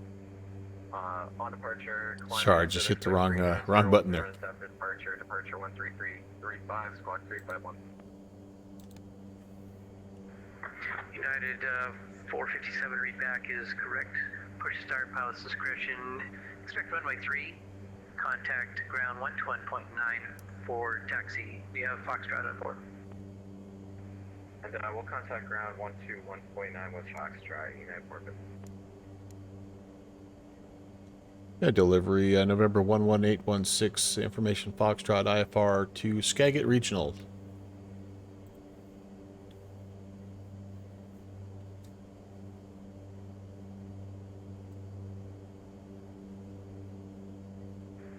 November 11816, Spokane delivery. You're cleared to Skagit Regional Airport via the Spokane 7 departure.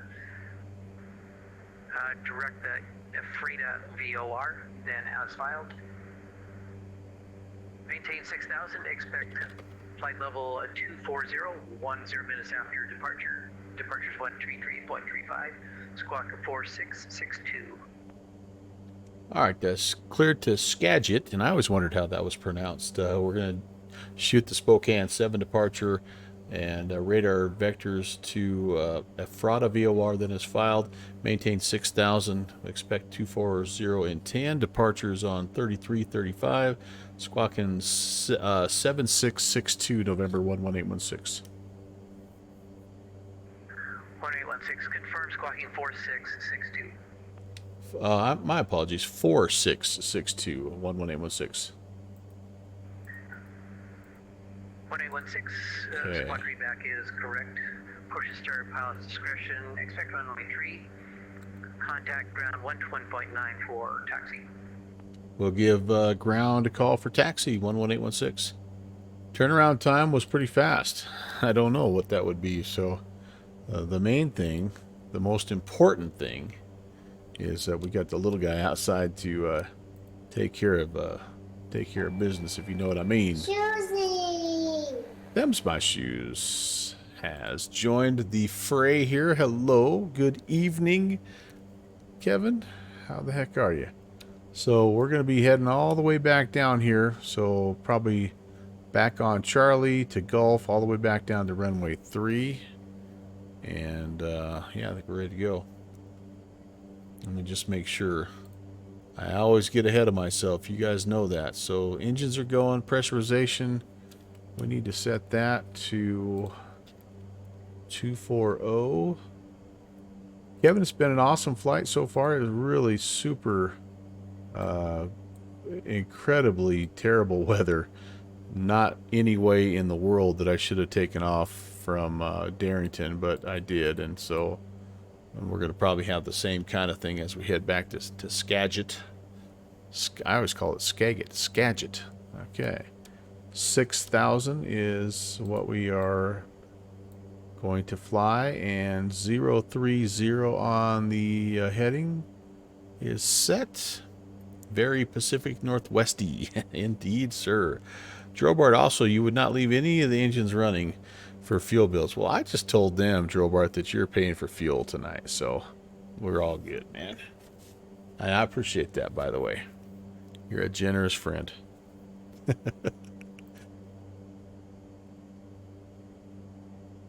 Love you, man. No, you're right. All that stuff would be shut off, to be sure. Okay, so nav comm frequency set, transponder code set, altimeter heading, all that stuff is good. Flap set to 20. I think I only did flaps 10 last time. Okay, $7 or $8 a gallon. Yeah, right. Yeah. you definitely wouldn't be doing that. So let's all pretend that I turned everything off and then turned everything back on. Nobody saw nothing. And tower November 11816 over here, I believe at the south ramp, ready for taxi. November 118.11816 Spokane ground, runway 8 taxi Charlie Golf, cross runway 8 on Golf. Charlie Golf and cross runway 8 on Golf, November 11816. Jack Betty, won't you please fill up? I can't afford it. November 118.6, 11816, hold short of Golf. Okay, we'll hold short of Golf 11816. All right, so straight ahead, kind of over there, that's Charlie.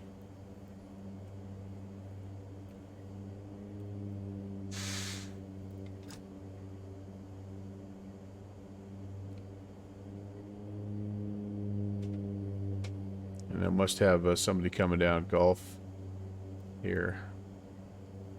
Hold short of. Spokane ground, November 1 Delta Bravo is off on Charlie for the central GA ramp. King Air 1 Delta Bravo, are you going to the north or south side of the GA ramp? On the side, thanks. Roll 1 Delta Bravo, thanks. You can take a left on Golf to parking. Have a good night. Golf and parking 1 Delta Bravo, good night. 18.6, pass behind the King Air, and you can continue taxi. Can't believe I had to wait behind that Aussie bloke, 11816. Alright. Okay, so here's Golf coming up. That's Continuum, by the way, if you didn't recognize. Great friend of the channel. And there he is.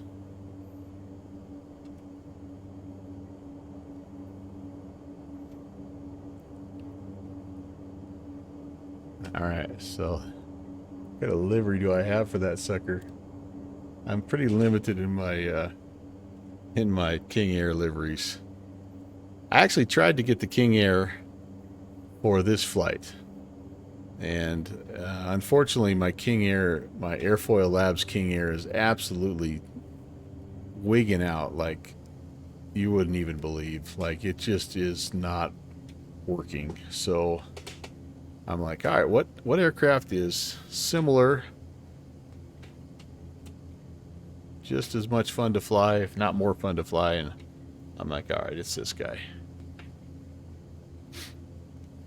If you guys are over on the Conti channel, make sure you give him a hard time for us having to wait for him. What a great guy.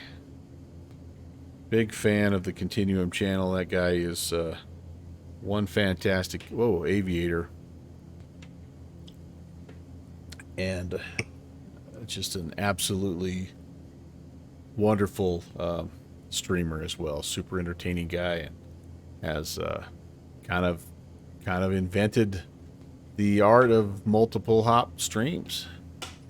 Fire Chief, Sky Chief, and Super Chief. When will the food service be?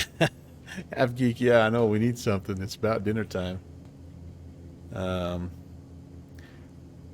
Oh, you thought Drobart, think that was the Texaco Star livery? Is that what you're saying there?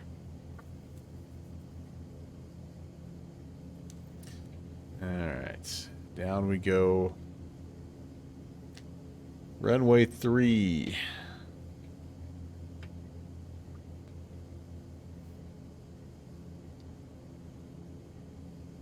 November 118.11816, connect Spokane Tower 118.3, see ya.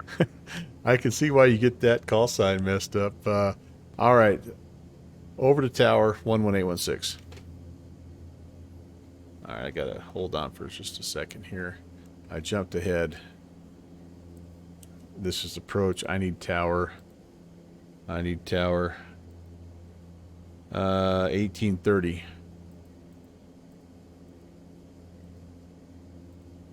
Nope, not 1820. 1183. I'm like, why is he having such a hard time with my call sign? Now I know. Now I know. Hey, Tower, hello. November 11816. We're rolling up here. Runway 3. We'll be ready. 11816, hold short runway 3. Hold short runway 3. 11816. Hey, it's Sim Caesar. Boy, Sylvie the bat. Hi, Sim. Hello, Raiders. Scrappy. Welcome to sunny Spokane. And we're getting ready to fly back to the west a little bit to Skagit Regional. Also, Caesar. Nice to see everybody. Hope you've had a good Sunday fly along. It's one of those things I like to do, but today... November 11816, Spokane Tower, runway 3, clear for takeoff. Runway 3 cleared for takeoff. 11816. I'll get caught up here in just a second, you guys. Let me make sure everything is good to go. We'll get airborne, and then I will check in with everybody. But welcome. Welcome. Nice to see you. Happy Sunday. Scrappy. Oh, man, you guys are... You're ascription machines out here. Thank you. Hopefully after this departure you won't unsubscribe. But there we go. Thanks for the follows. Thanks for the ascriptions. And just thanks for coming by.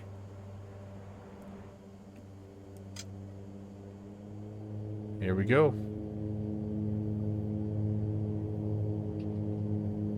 Looking for 105.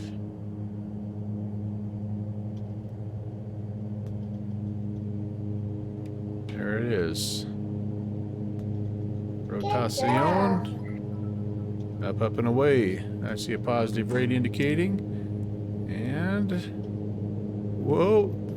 It's a little bit of a weeble wobble like we talked about. That's fairly stable. One notch of flaps coming up. We're going to get some radar vectors to our first point here. There's airspeed where we need it, maybe even a little bit fast. Over to departure, 11816, see it.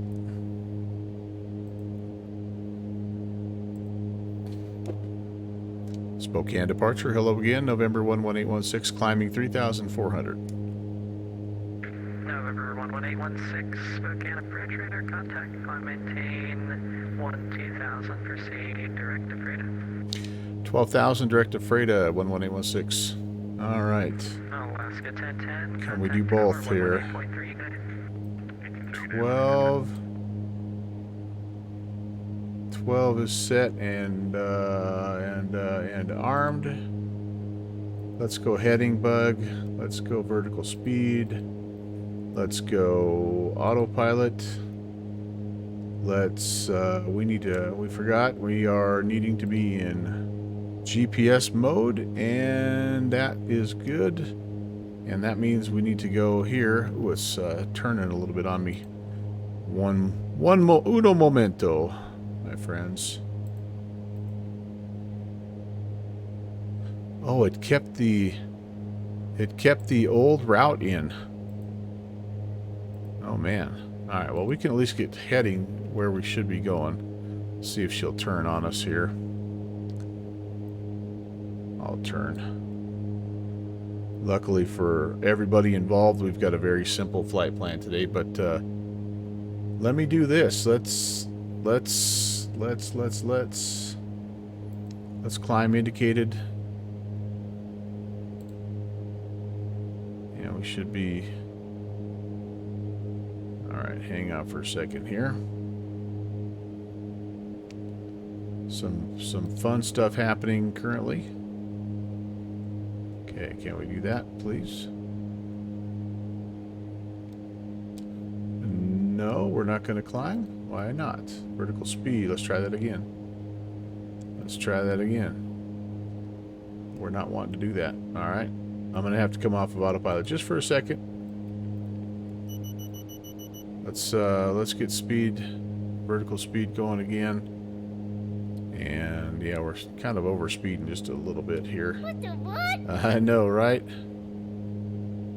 Have to do everything myself. Our heading mode, vertical speeds re-engaged. I'm happy with that. Let's see if she holds it now. I do want to arm this altitude that I've selected. No, it's leveling. It's wanting to level off. Why? Why? That's very strange. I don't know why it's leveling off here. Interesting. Now it's barely climbing. Okay.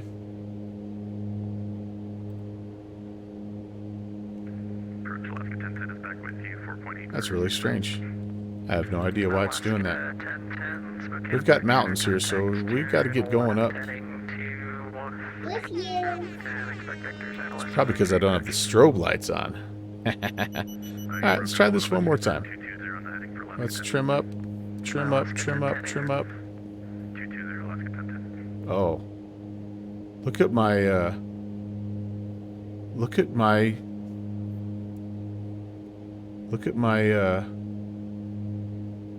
horizon here. Am I, like, is my, I wonder if I'm frozen up here, you guys. Oh, gosh. That would help.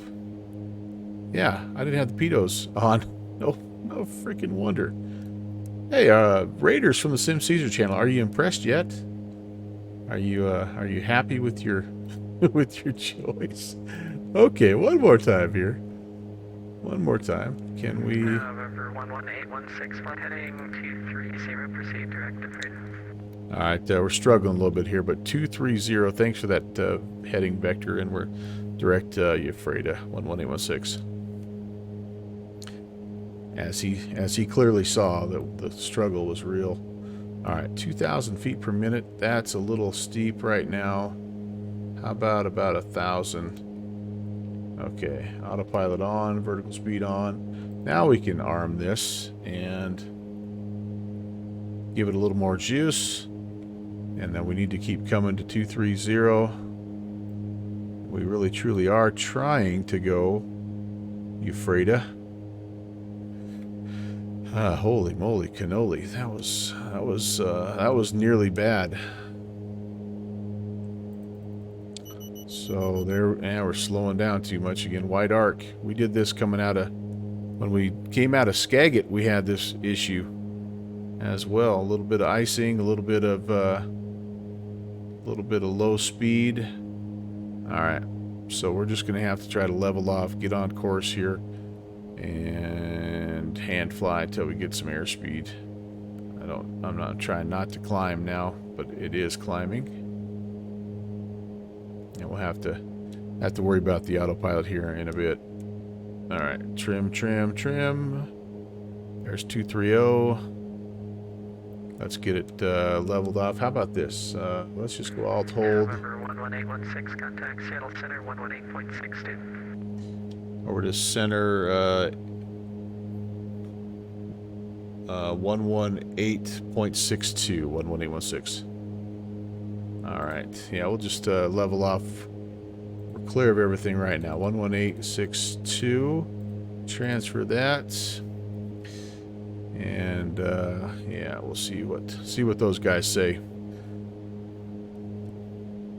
Now I'm ready to climb again. Okay, so pitch it up.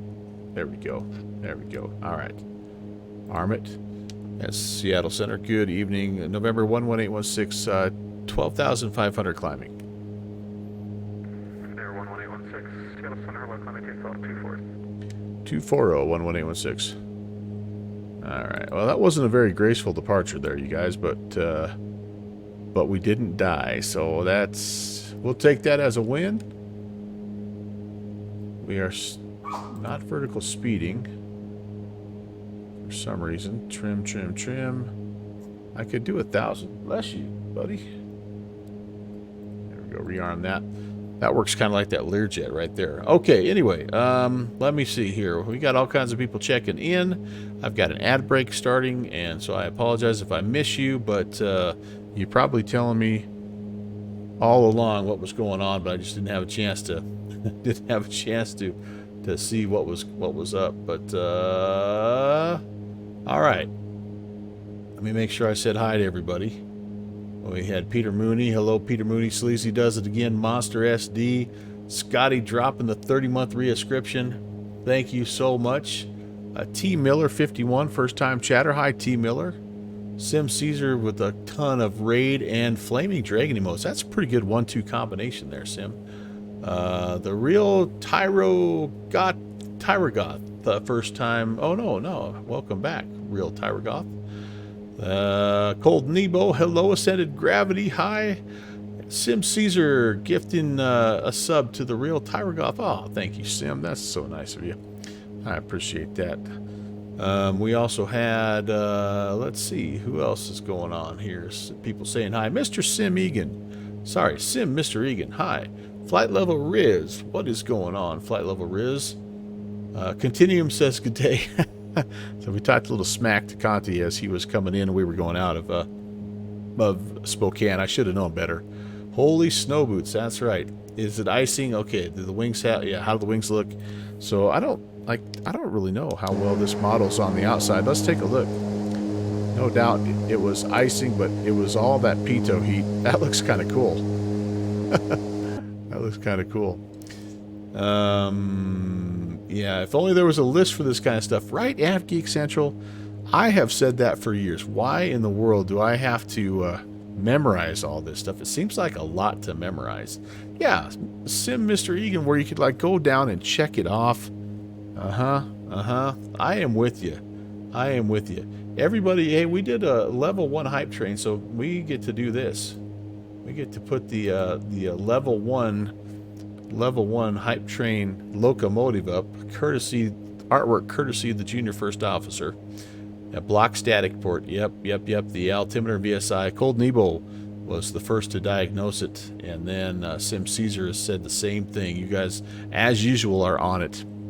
Sim Caesar is a very, very accomplished and great aviator and knows a lot about a lot of planes, and I knew he would diagnose that. Thank you for pronouncing you correct. Others have done worse. Okay, I'm glad that, because that's usually not my strong suit. But welcome.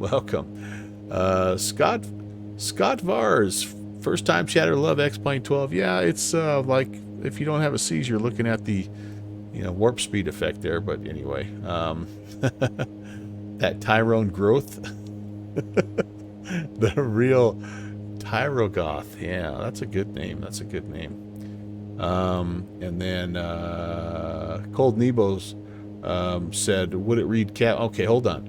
Is that usable in a pressurized plane like the TBN 850? I think I missed something there. Why would the pitot heat loosen up the static port? I don't. Anyway, not sure what you're. I missed a little part of that chat, I'm sure. But anyway, let's get back to the aircraft because we have went through 10,000, so we need to turn a few lights off. Not many, but we'll turn those off.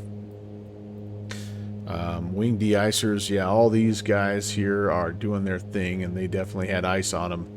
The oil coolers, the engine intakes, the wings, windshield heat, all that stuff blinking green. I think that means that there was ice on there.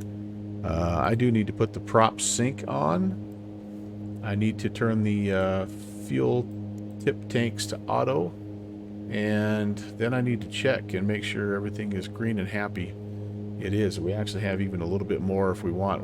We're looks like we're going to be torque limited on the climb out here, which is okay. We're doing good at about 165-ish. Gonna make that okay. The last thing we haven't done yet is we still need to be going. We're roughly going direct Ephrata, but let's make it official here. So activate that.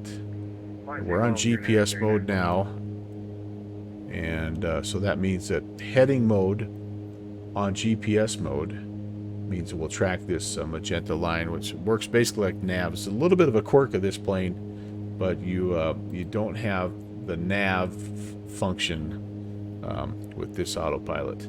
You just you bounce back and forth between localizer mode and right there we go, heading mode, or GPS mode. There we go. Now we're turning, grabbing it a little aggressively, but that was my fault.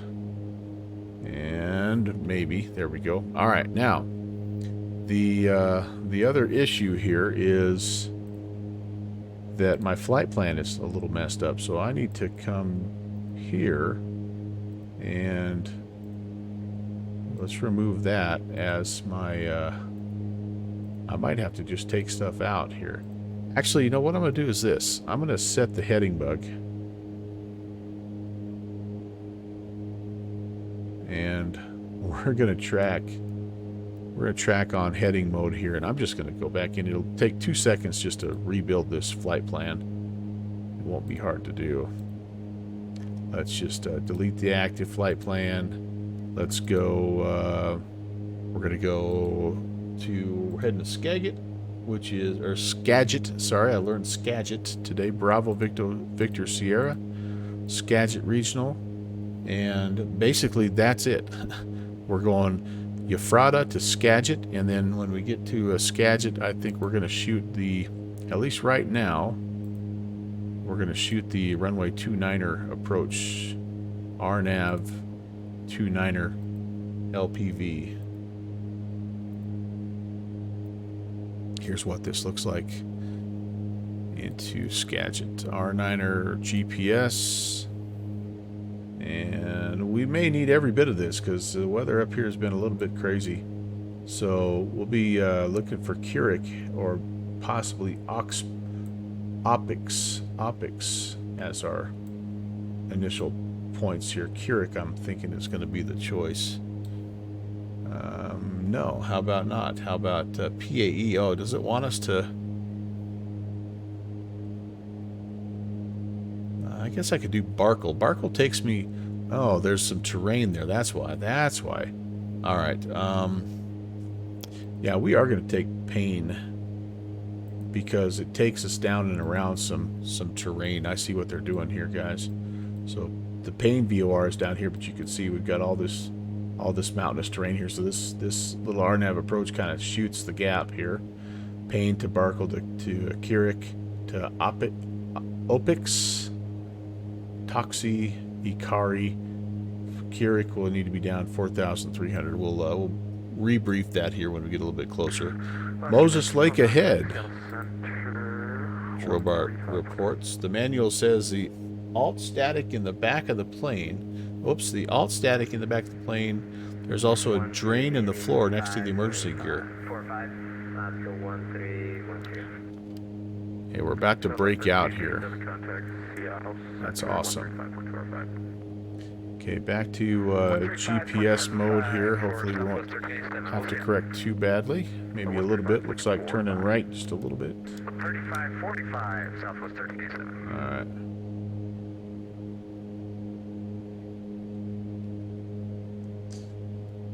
What the heck? Flight plan to Skagit.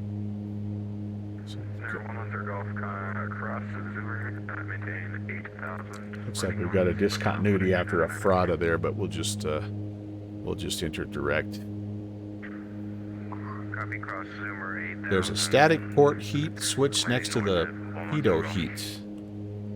Yeah, so I had all that.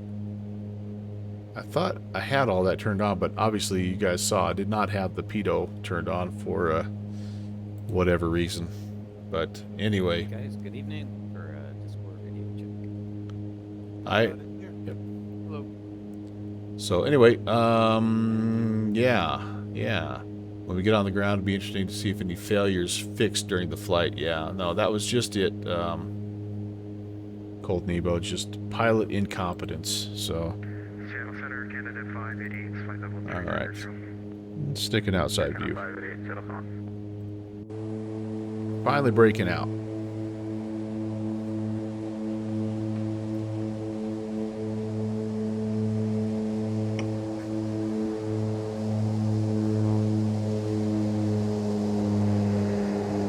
Thought I retracted my lights there. Still have something on in the nose. I'll do a quick one now.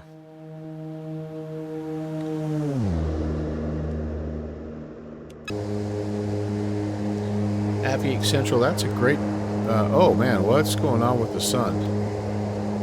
Holy moly. What, am I having... Like, am I having a mini stroke here, or does that something not quite look right?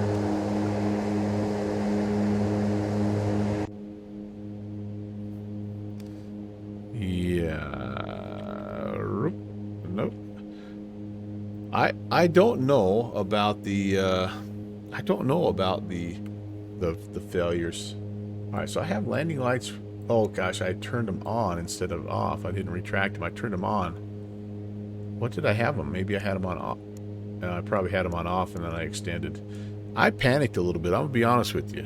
Sim Caesar comes in, you know, with his raid, and all of a sudden the pressure's on, and yeah, I missed a couple of big steps there. But anyway, don't stare at the sun. Yeah, maybe I'm going blind and I don't realize that. But it's the great thing about Black Square. They generate failures on component lifetimes and mean time to failure, so you can run it at 1x or 50x.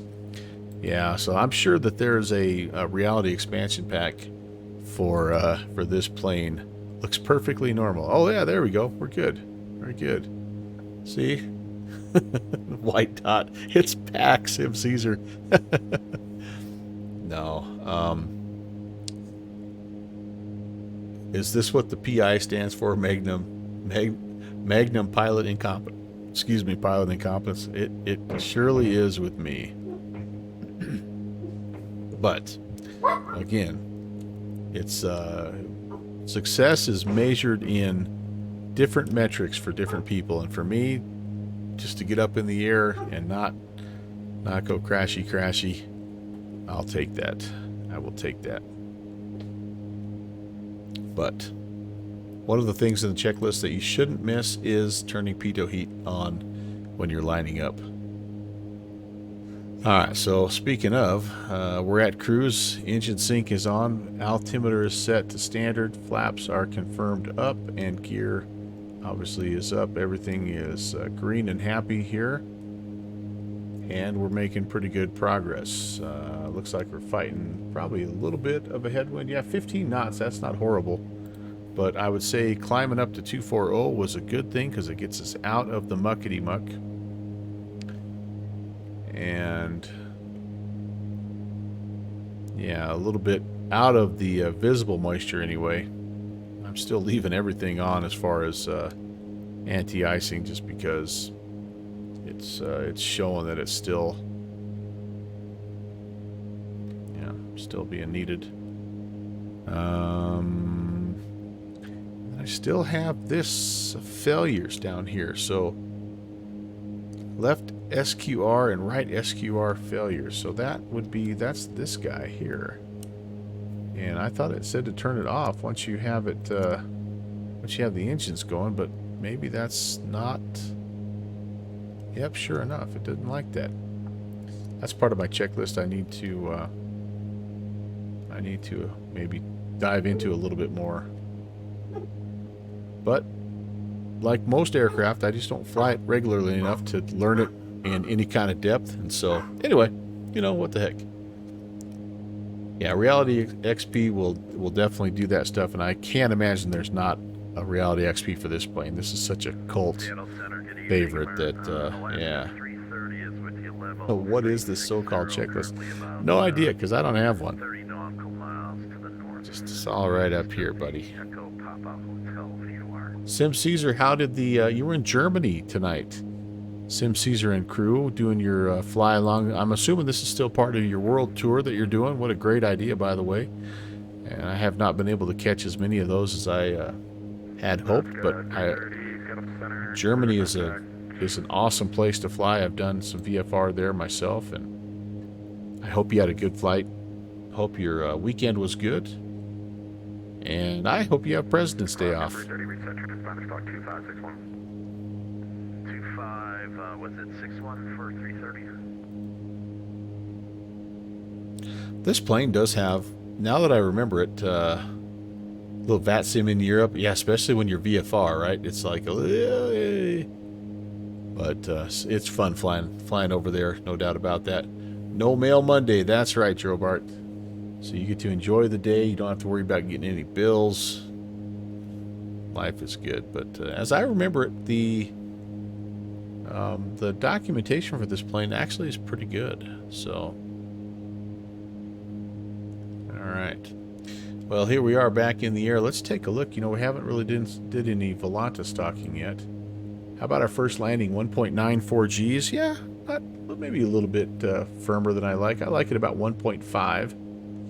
But 109, the speed was pretty good. All right, so we're getting to our Ephrata. Here was me doing a little scud running here and trying to get up to altitude out of oh no, what was that? This is where we departed from right here. Darrington.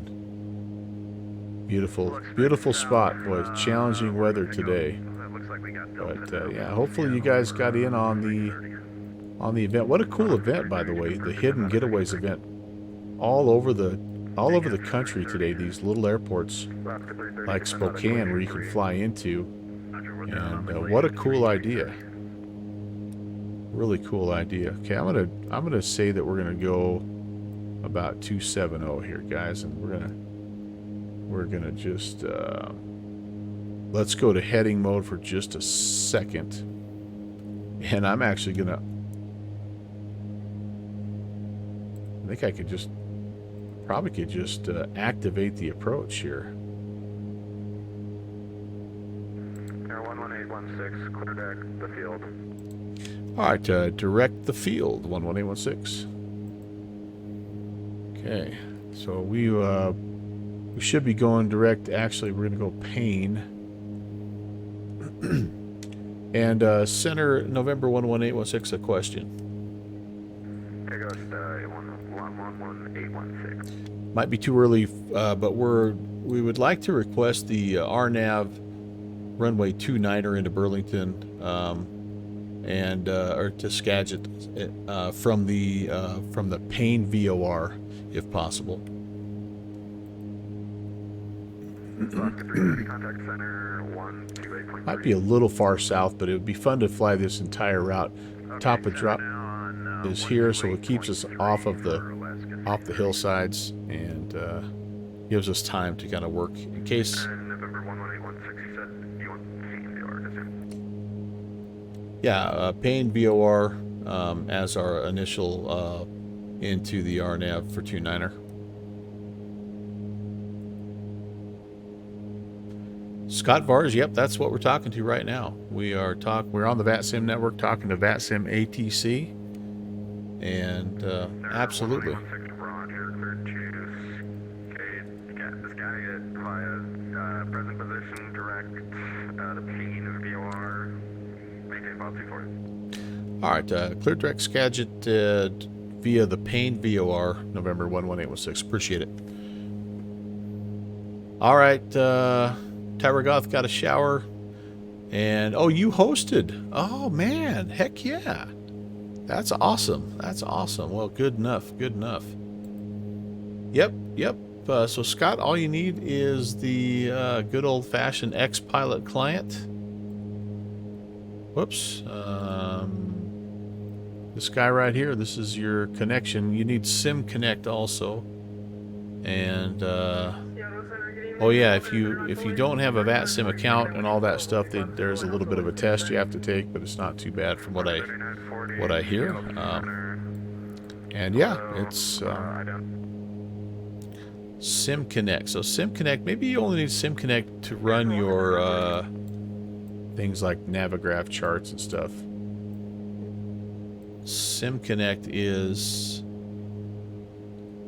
I actually thought it was part of how you connected. Maybe I'm misremembering how you connected to VATSIM also. How you connect your SIM to VATSIM. I could be wrong.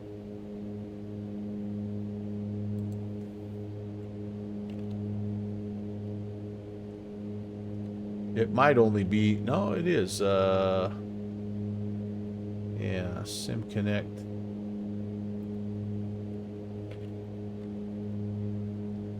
All right, yeah.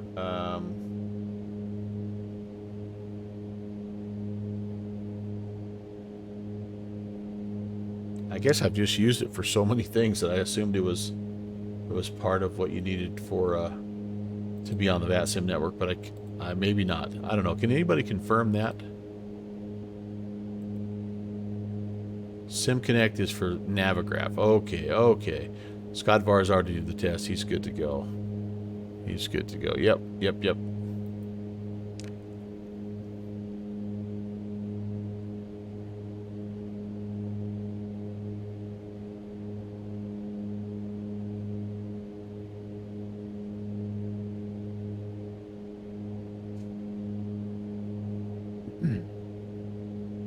But yeah, Air 110 Golf contact, approach 133.35. I love VATSIM. I love the ATC. I love just the connection with live traffic and live ATC. It's as cool as or close as I'm gonna ever get to real flying. So it really adds something, in my opinion.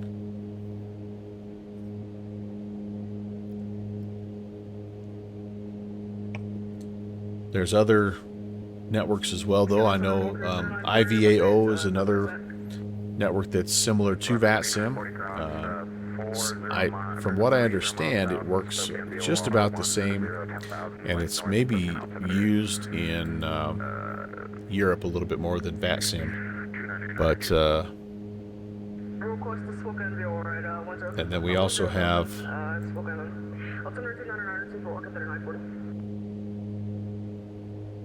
there's also Pilot Edge, if you would like something that's like as close as you can basically get to having, you know, live professional ATC. That's a paid subscription type service though, and currently I think it staffs only the western part of the United States, but it's a way to guarantee that you'll have ATC every time you fly. So that's the benefit of that. So I have not tried that yet, but I think it looks pretty cool.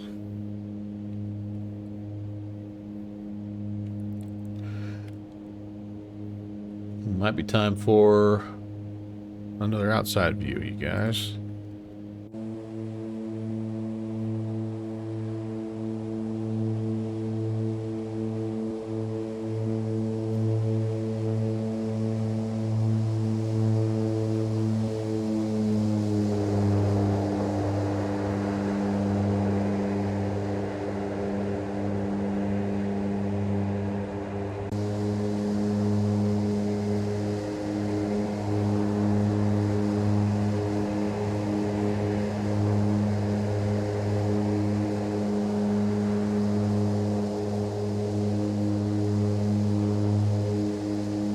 And I like this plane.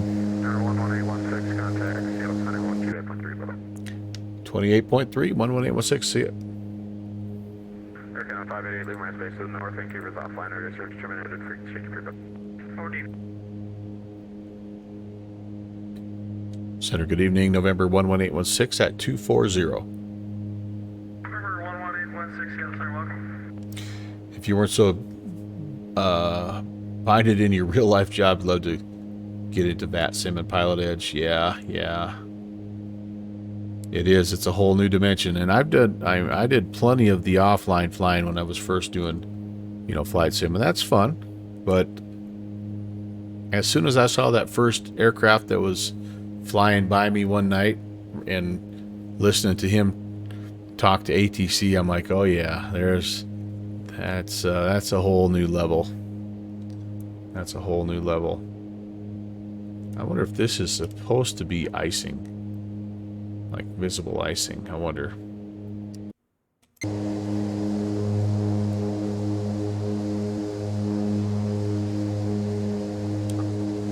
Maybe that's just what the window looks like.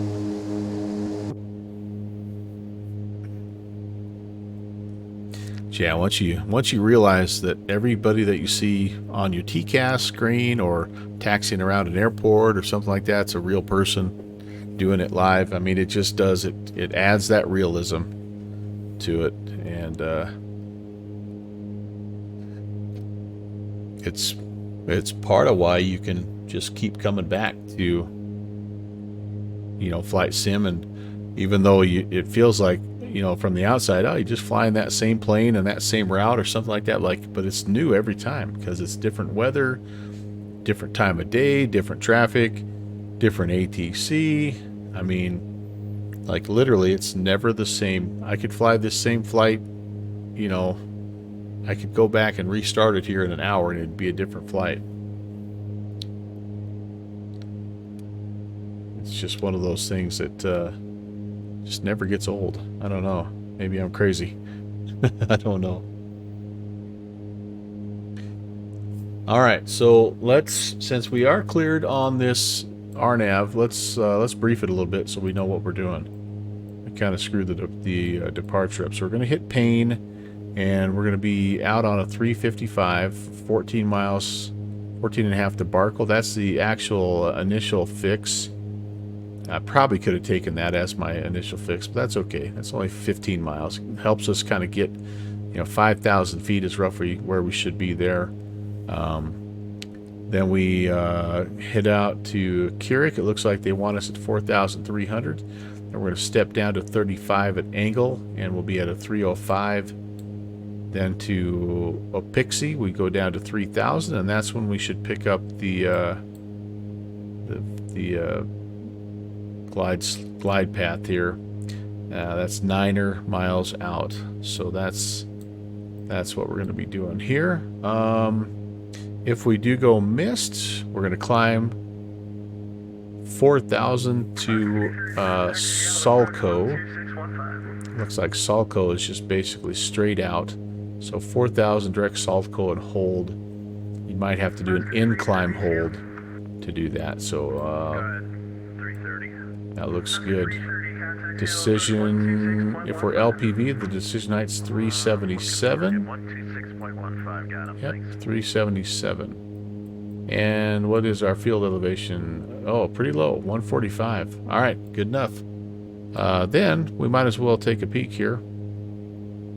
Once we get on the ground, what do we want? 2.9er. Looks like there's a bunch of hangars and stuff off to the right, so we'll try to grab a right-hand turn. It's just a 5,000 foot runway, so I don't know if we'll get Alpha 3. Might have to roll it all the way down to Alpha 4, and we'll hang it right and go find we're gonna go find a nice fancy FBO for Texas One Flyboy, because I owe him some coffee and some cookies, and I aim to make up for that there, TFB. So, Tyragoth, what do you do for a living, IRL? I'm a school teacher myself. By the way, Raiders, hi. My name's Brant. Welcome to the channel. Melvin Leroy is the name of my grandpa, and he's the one that got me into aviation, the love of aviation. I didn't get much farther than the right-hand seat of his Cessna 150, but anyway, he's the guy that got me going. So I thought, it'd be a fitting name to call my channel and be a little tribute to him. And yeah, I fly. Oh, now I'm off track here, guys, aren't I? This is going to be a little bit of a abrupt re-intercept, but we'll get back online here. But anyway, fly normally Tuesdays, Thursdays, and Saturdays at about 1 in the morning Zulu. And I just kind of picked up this bonus stream tonight because I'm a part of the Virtual USA Flying Club. And we are... Sorry, that guy seems loud. Anyway, we're participating in the in this event, this hidden Getaways event here. So that's what we're doing.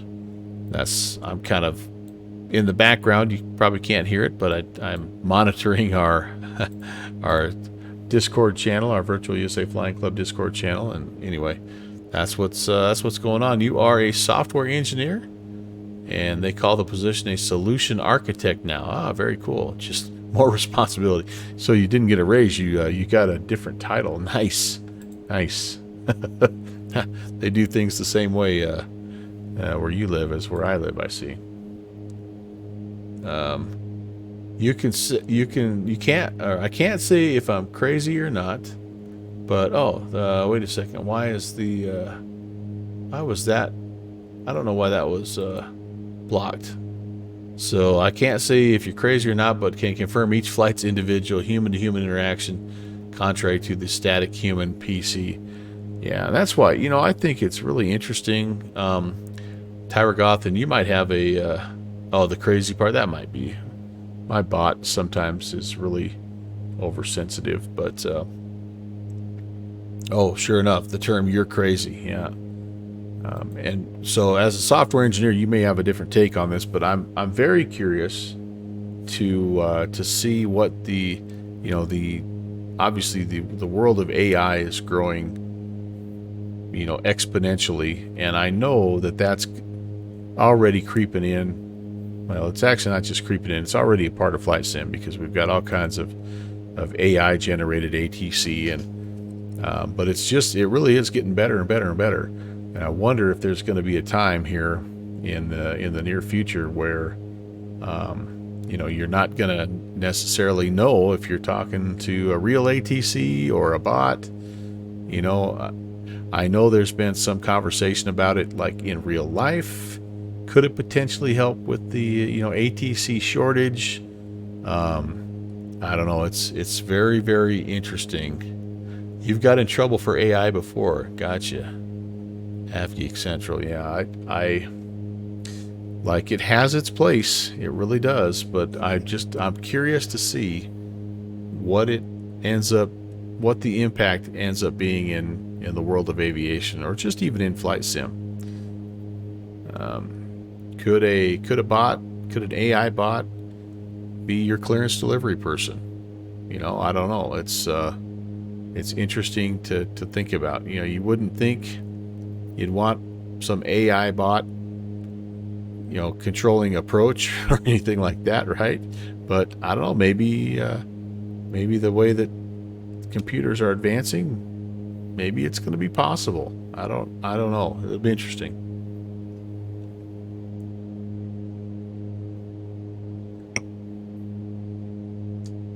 Yeah, this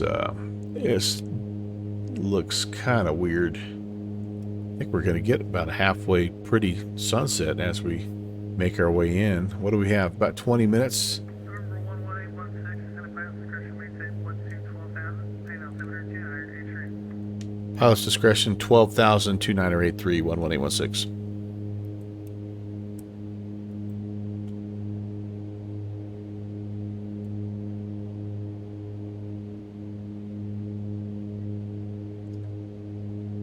All right, let's VS this. Actually, I should have set it first. You set it first. Again, similar to the Learjet. You set your pitch trim, and then you arm the vertical speed.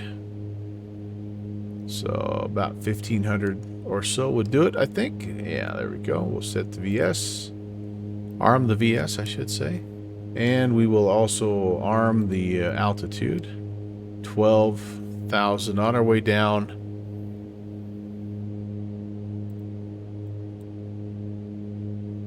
And 2984.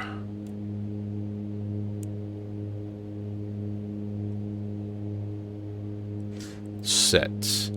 AI is based already on achieved knowledge, as helpful to those that don't want to think for themselves, or those looking for quick solutions, but has the danger that you lose innovation. Also, as you mentioned, the knowledge, if I'm talking to a real person or a smarter bot, but it has unlimited memory and could advance more than humans. Yeah, I guess that's the part that, like, that's the next big thing, is if you can teach AI to learn. Like, I don't know. Like, I know that there are some AI platforms and that it looks like they're learning, you know, like it seems like Siri is learning a lot about me or Alexa, but yeah, how much of that is really learning and how much of that is just recognizing patterns and yeah, I don't know, listening, just paying attention, I guess. Siri, you never listen to me anymore. That's the missing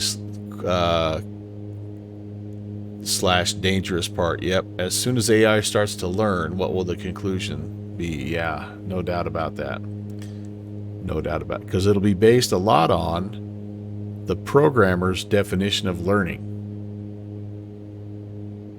And yeah, so you're right. It's going to be interesting. Very interesting, to say the least.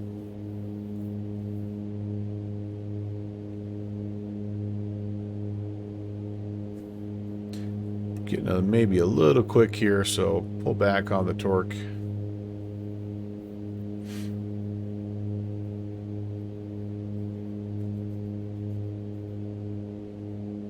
I mean, we've all seen all the sci-fi robots take over the world, you know. We've all watched iRobot. But you know, like my little Roomba robot, I've named her Rosie, and she's like learned what my house looks like, and she vacuums for me 3 times a week. Like, I love that. That's good AI. I don't want to just get rid of all of it. I am old, but like I can see the benefit of some AI.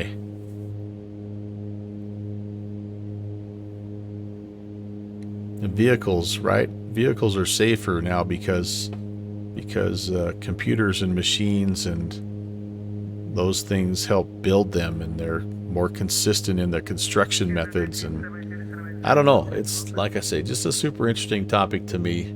It probably is incredibly boring to everybody else here, but I don't know. All right, he's getting a little quiet, so I'm gonna turn him back up just a bit here. Just checking. Does not look like I have any ATC into... Oh, we don't have any into Skagit, because Skagit is uncontrolled.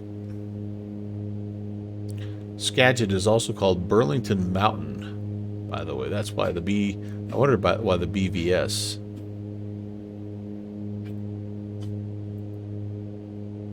Geek Central. I used AI when I had a teacher who didn't know what to do with his advanced class, so he gave us busy work all year. So you just use GPT to do it. Yeah, that's like in my line of work. So most of you know I'm a teacher, high school teacher, and that AI is really impacted on both ends. You know how we deliver instruction. You know, for a while there, we were going all electronic and saving paper and instant grading, and it was really nice. The computer was doing all the grading for us. We could get instant feedback, get that out to the kids, and it was really awesome. But I know some teachers that have actually went back because it's so easy.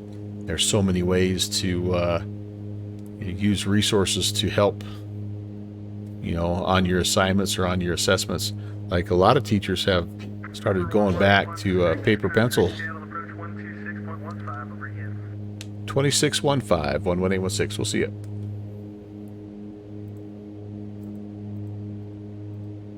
So it's kind of like they're going back in time a little bit to where it was tougher to cheat. And center, good evening, November 11816 out of 16,000. November 11816 Seattle Center, descended maintain 8,000. Descended maintain 8,000, 11816. Hey guys, I'm going to bounce out. You have a fantastic evening. Hey, thanks for flying. Make sure you get your flight recorded in the channel too, but thanks. 56 Victor Mike, flight heading 045 on the heading join Victor 120. On Twitch right now. Okay, heading 045, join Victor 126 Victor Mike. I definitely noticed that. Okay, collecting facts is one thing. Peter Mooney's weighing in. Talk about a smart guy. I'm interested to hear this. Collecting facts is one thing. Drawing conclusions from facts is very different. Robots are not going to ever take over the world. P.S. Mine is called Hazel. Well, it has to be like Rosie or something like that, or like from what was the Wally, like the cleaning robot in Wally was named Mo. Approach requested. Skagit. All right, what we are wanting to do, if possible, is the RNAV GPS 29er from the Payne VOR 11816. 11816, roger. Yours is Tucker. Nice. 11816, descend and maintain 6,000. 6,000, 11816. Well, I'm going fast here. Hola, departure, good evening, this is Delta 200. Delta 200, Seattle Center. But yeah, the famous missing part, as you said, is all in sci-fi. if we not only allow artificial conscious, but we allow them to own their conscious into real life. Yeah, isn't it just like I said? It is just a very, very interesting, concept. Whatever happens, I don't care. Just please don't take away Rosie. Peter, you were flying the other day. How did, I'm trying to remember. It feels like you were just flying Friday night, right? How are things, by the way, Mr. Mooney? Nice to see you.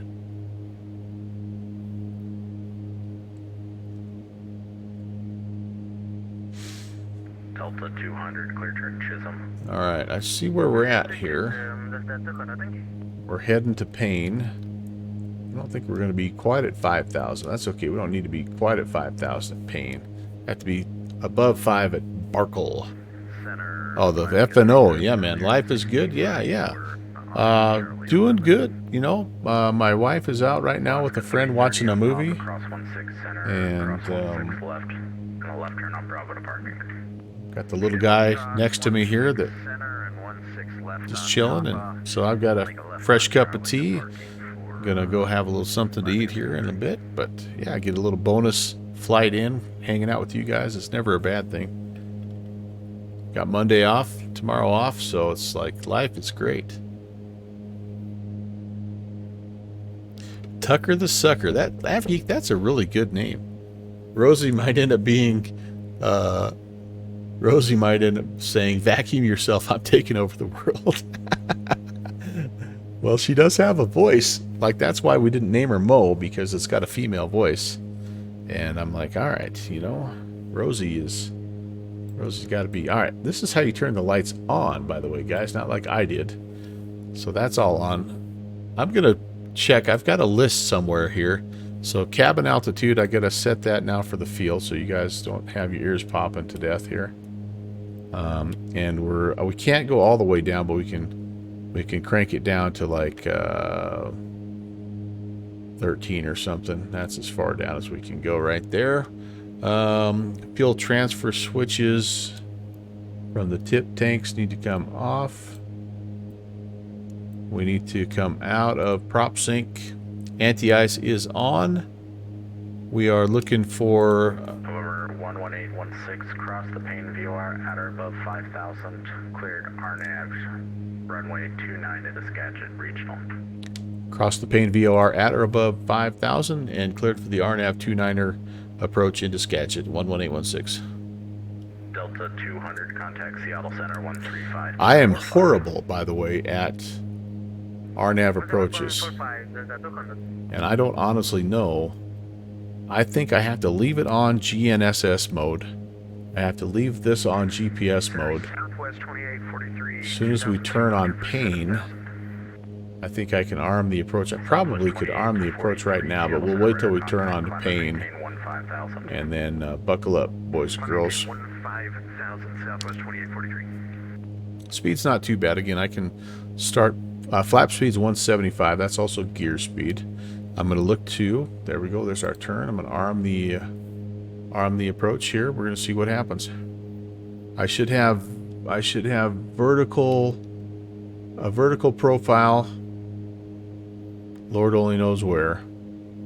I'm going to keep track of everything here, just in case. So if I don't descend on a... Well, actually, I'm gonna be above 5,000 at Payne. That's fine. So I need to be my next step is actually 3,500. I'm going to step down to that right now. That is armed. That's where I need to be at angle. Direct to lava, south 2843. And I am plenty far away from that, so I'm going to kind of go back, almost idle descent here. Yep, that's the gear warning. It doesn't like that. But I'm going to keep my climb at about this, get my speed down to 170. We'll toss some boards out. That should help me. That should help me. Decision height, I said, needed to be 377. Can I set it?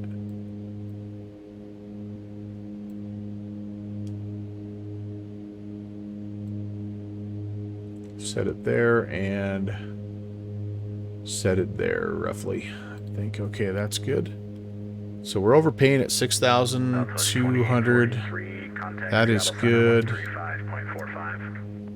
We are 9 from Barkle.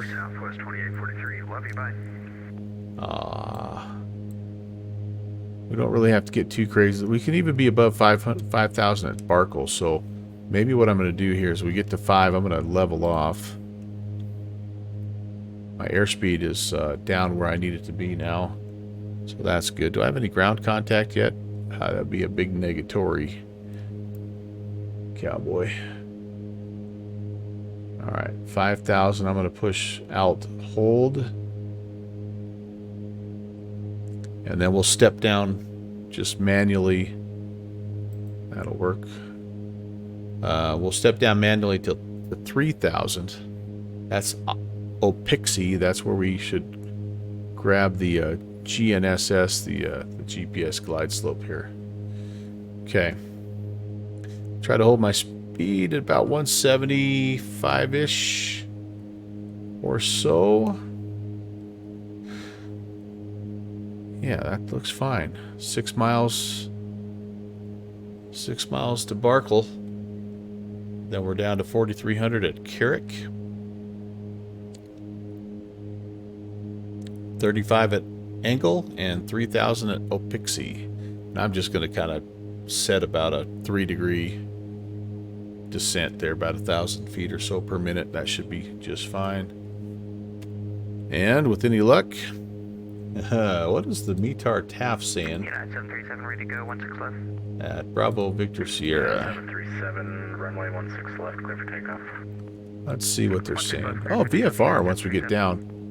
Overcast, ceiling's 3,300. Oh yeah, so we should be good to go here. And it's calm, so we can come, we can come straight in like we want. Runway 29er. Sweet, that's good news right there. That's the best news we've had weather-wise all day.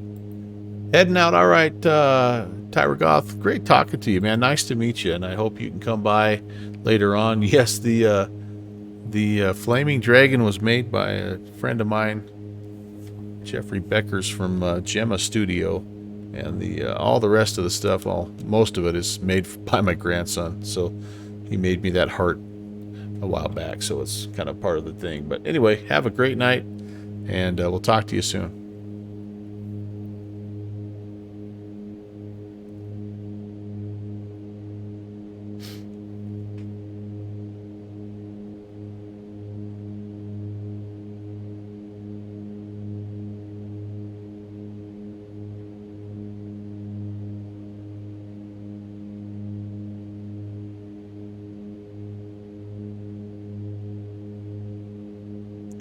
Hater. United 737 radar contact. You guys watch Washrank at all? He's another German streamer, kind of like Fidey MT. I've been trying to learn German by watching his stream. It's kind of fun. I pick up a little more every time I watch, but he's talks so fast. It's kind of hard. He's good. He's got kind of a neat concept on his stream. He flies a large plane to a location in the world where he then jumps into a smaller plane and either ends up doing like indie racing league stuff, or he gets out and does, like, he's got some military simulator, and so he's just been like flying all over the place. It's been pretty cool to watch him. Tarp, United 737. Learn German. Guten Nacht. Guten Abend, mein Freund.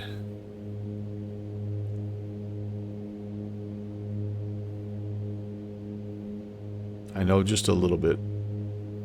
Not much. All right, we're on our way down. Again, we need to be... Barkle needs to be fourth... Oh, sorry. Keurig needs to be... And we're already actually through that, aren't we? Yeah, hold on. We need to out hold here. I'm way too aggressive. Holy moly. Okay, I need to be... I've got Keurig coming up here in 4 miles now. It's supposed to be at 4,300, so I'm a little bit low there. We do have terrain in the area, so it's very important to hit your descent numbers here, and I didn't do a good job of that. Close enough.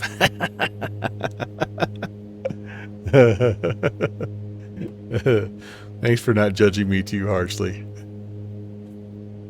I never make fun of anybody with their accent when they're speaking English, because I know for a fact that they're speaking their second language a whole heck of a lot better than I'm speaking what their first language would be. So, yeah.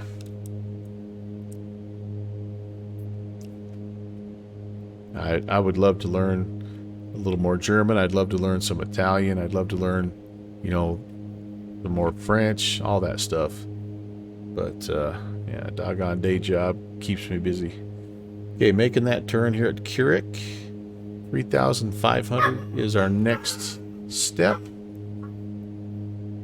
I think my wife just got home. How about we do a nice, easy descent now? We'll speed that at about 500 or so.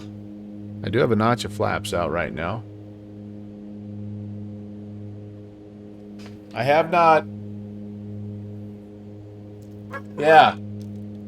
I'll be up in a minute.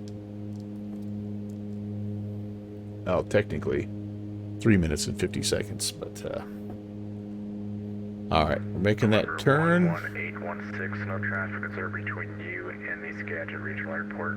Port IFR cancellation or missed approach to this frequency. Radar service terminated. Frequency change approved. Over to Unicom, and we'll give you a call when we're on the ground. 11816. Okay, I'm gonna set my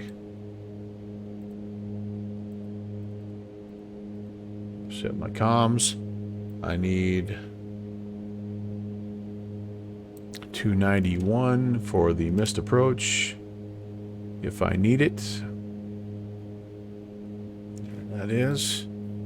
Okay, 3,000 set. We are close. OXP is where I should have a descent. I should have a descent path coming up here at OXP, so we'll see.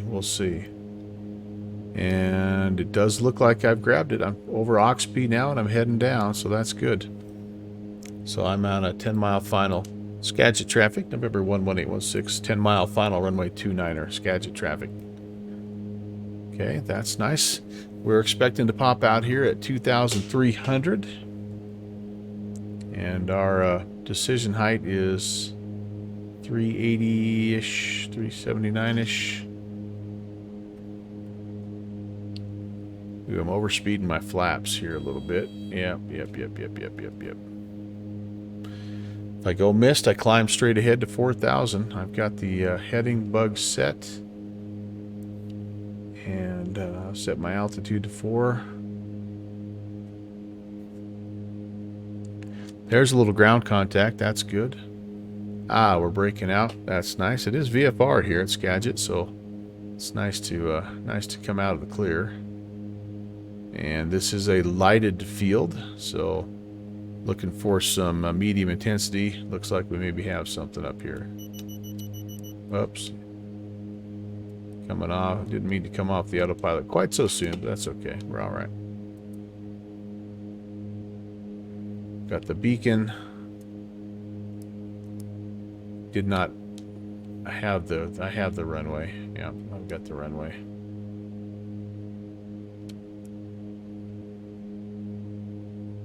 Second notch of flaps. We're going to bubble a little bit.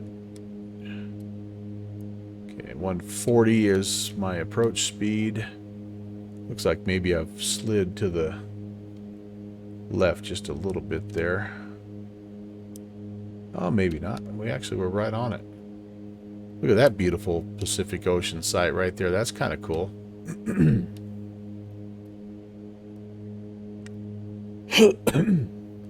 I've got 1 and 1. Looks like we've got some Vassies here.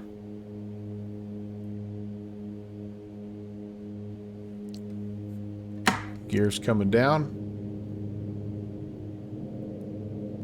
Looking for about 110 on the ref speed here. So keep that right at the top of the white arc is kind of what I have the best luck with for the short final. Skagit traffic. November 11816 short final 29er. Skagit. All right, gear and 3 green. Lights are on. Anti-ice is on. Yaw damper is on. Off. That's the awkward part here. And we're a little high, but that's okay. We're going to just kind of roll it down. Hang a right.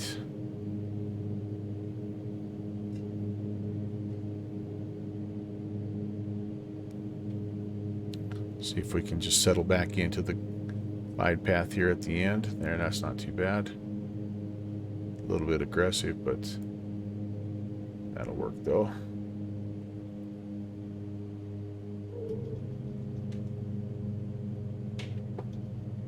That'll be a little bit of a plunker, but not too bad. All right. Oh, that would have been our spot right there. Yeah. I didn't think I was going to get that one. Everybody just spilled their drinks in the back there. Sorry about that, guys.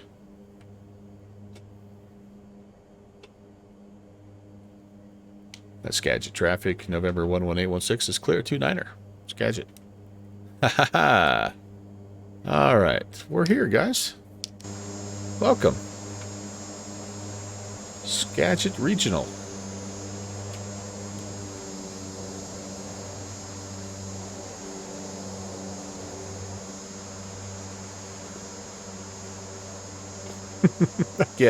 I can't taxi with the outside view to save my life. All right, well, let's just find a place to park before I do any damage. That little, looks like a little caravan on floats. A couple of Cessnas over here.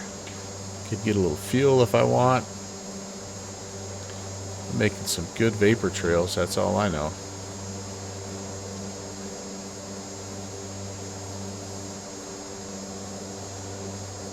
I will try to do a replay. I only have about a 25% success rate doing replays on X-Plane, but it's worth a try.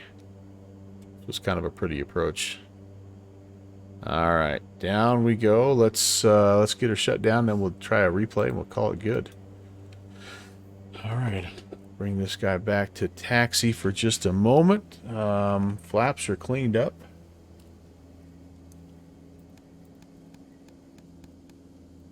Oh, my lights can come off. My anti-icing can come off. Good job on the anti-icing, by the way.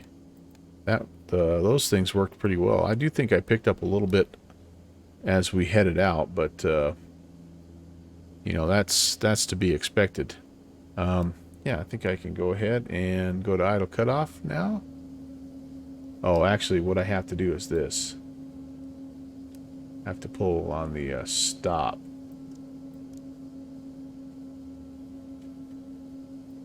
Got to get the right camera view to do it, though.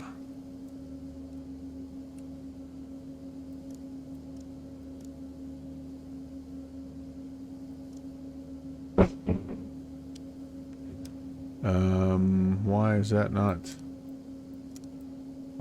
stopping? Oh, there we go.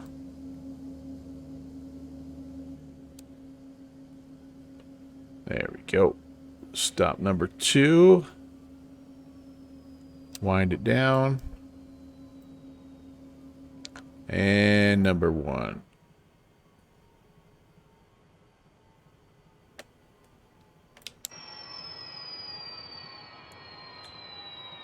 Amazing sounds with this.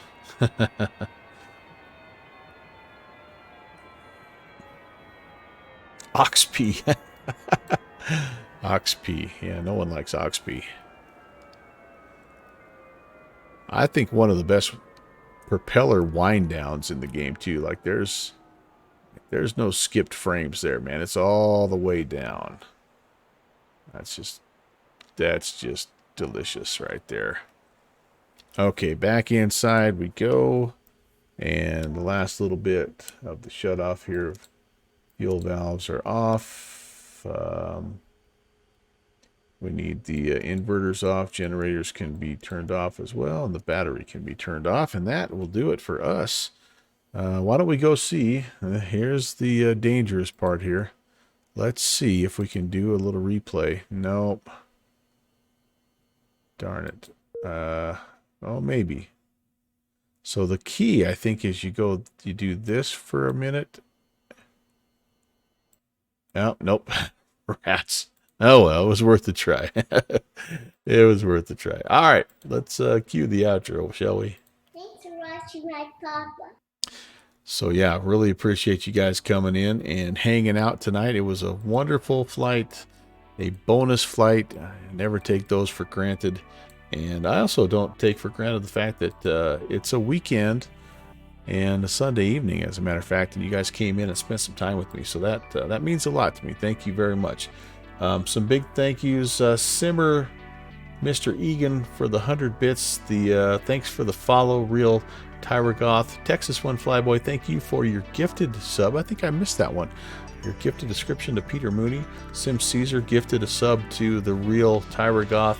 Scotty the Howdy came in with his 30-month re-ascription. Thank you so much, you guys. I appreciate that. Sim Caesar, thanks for the raid, and everybody that came in with the Sim Caesar raid, thank you. And then let's see what else we had. Kennedy George, Kennedy George, I don't know if I said thank you when you pushed the follow button, but thank you. Scott Vars, thank you as well. Made a lot of new friends tonight. Oh, Texas One Flyboy kind of got the party started here with his 21-month re-ascription. So TFB, you the man, as always. And then everybody else who was in here as well. Yeah, it was fun. It was a good time. Let's do it again. What do you say? How about Tuesday night? I have a little helicopter flight planned for Tuesday, so I'll be back to my normal streaming time, which is 6 o'clock where I live, and it's 1 a.m. Zulu, basically 8 p.m. Eastern time in the States. So yeah, that's what I'll be doing. And how about this? Yeah, good night, everyone. I see the good night messages going by. It just makes me smile. So I'm going to queue up our good friend Agent Bravo 7. Most of you may already have her stream going, but if you don't, let's head over there together and say hi to Diana. She's an awesome real-world pilot. She lives in Venezuela right now, I believe. So kind of an international spin on things, and it's always fun. She's extremely thorough and detailed, and I learn a lot every time I go watch her. So anyway, can't wait to fly with you guys again. We will see you on Tuesday, and until then, God bless. Have a great rest of your weekend.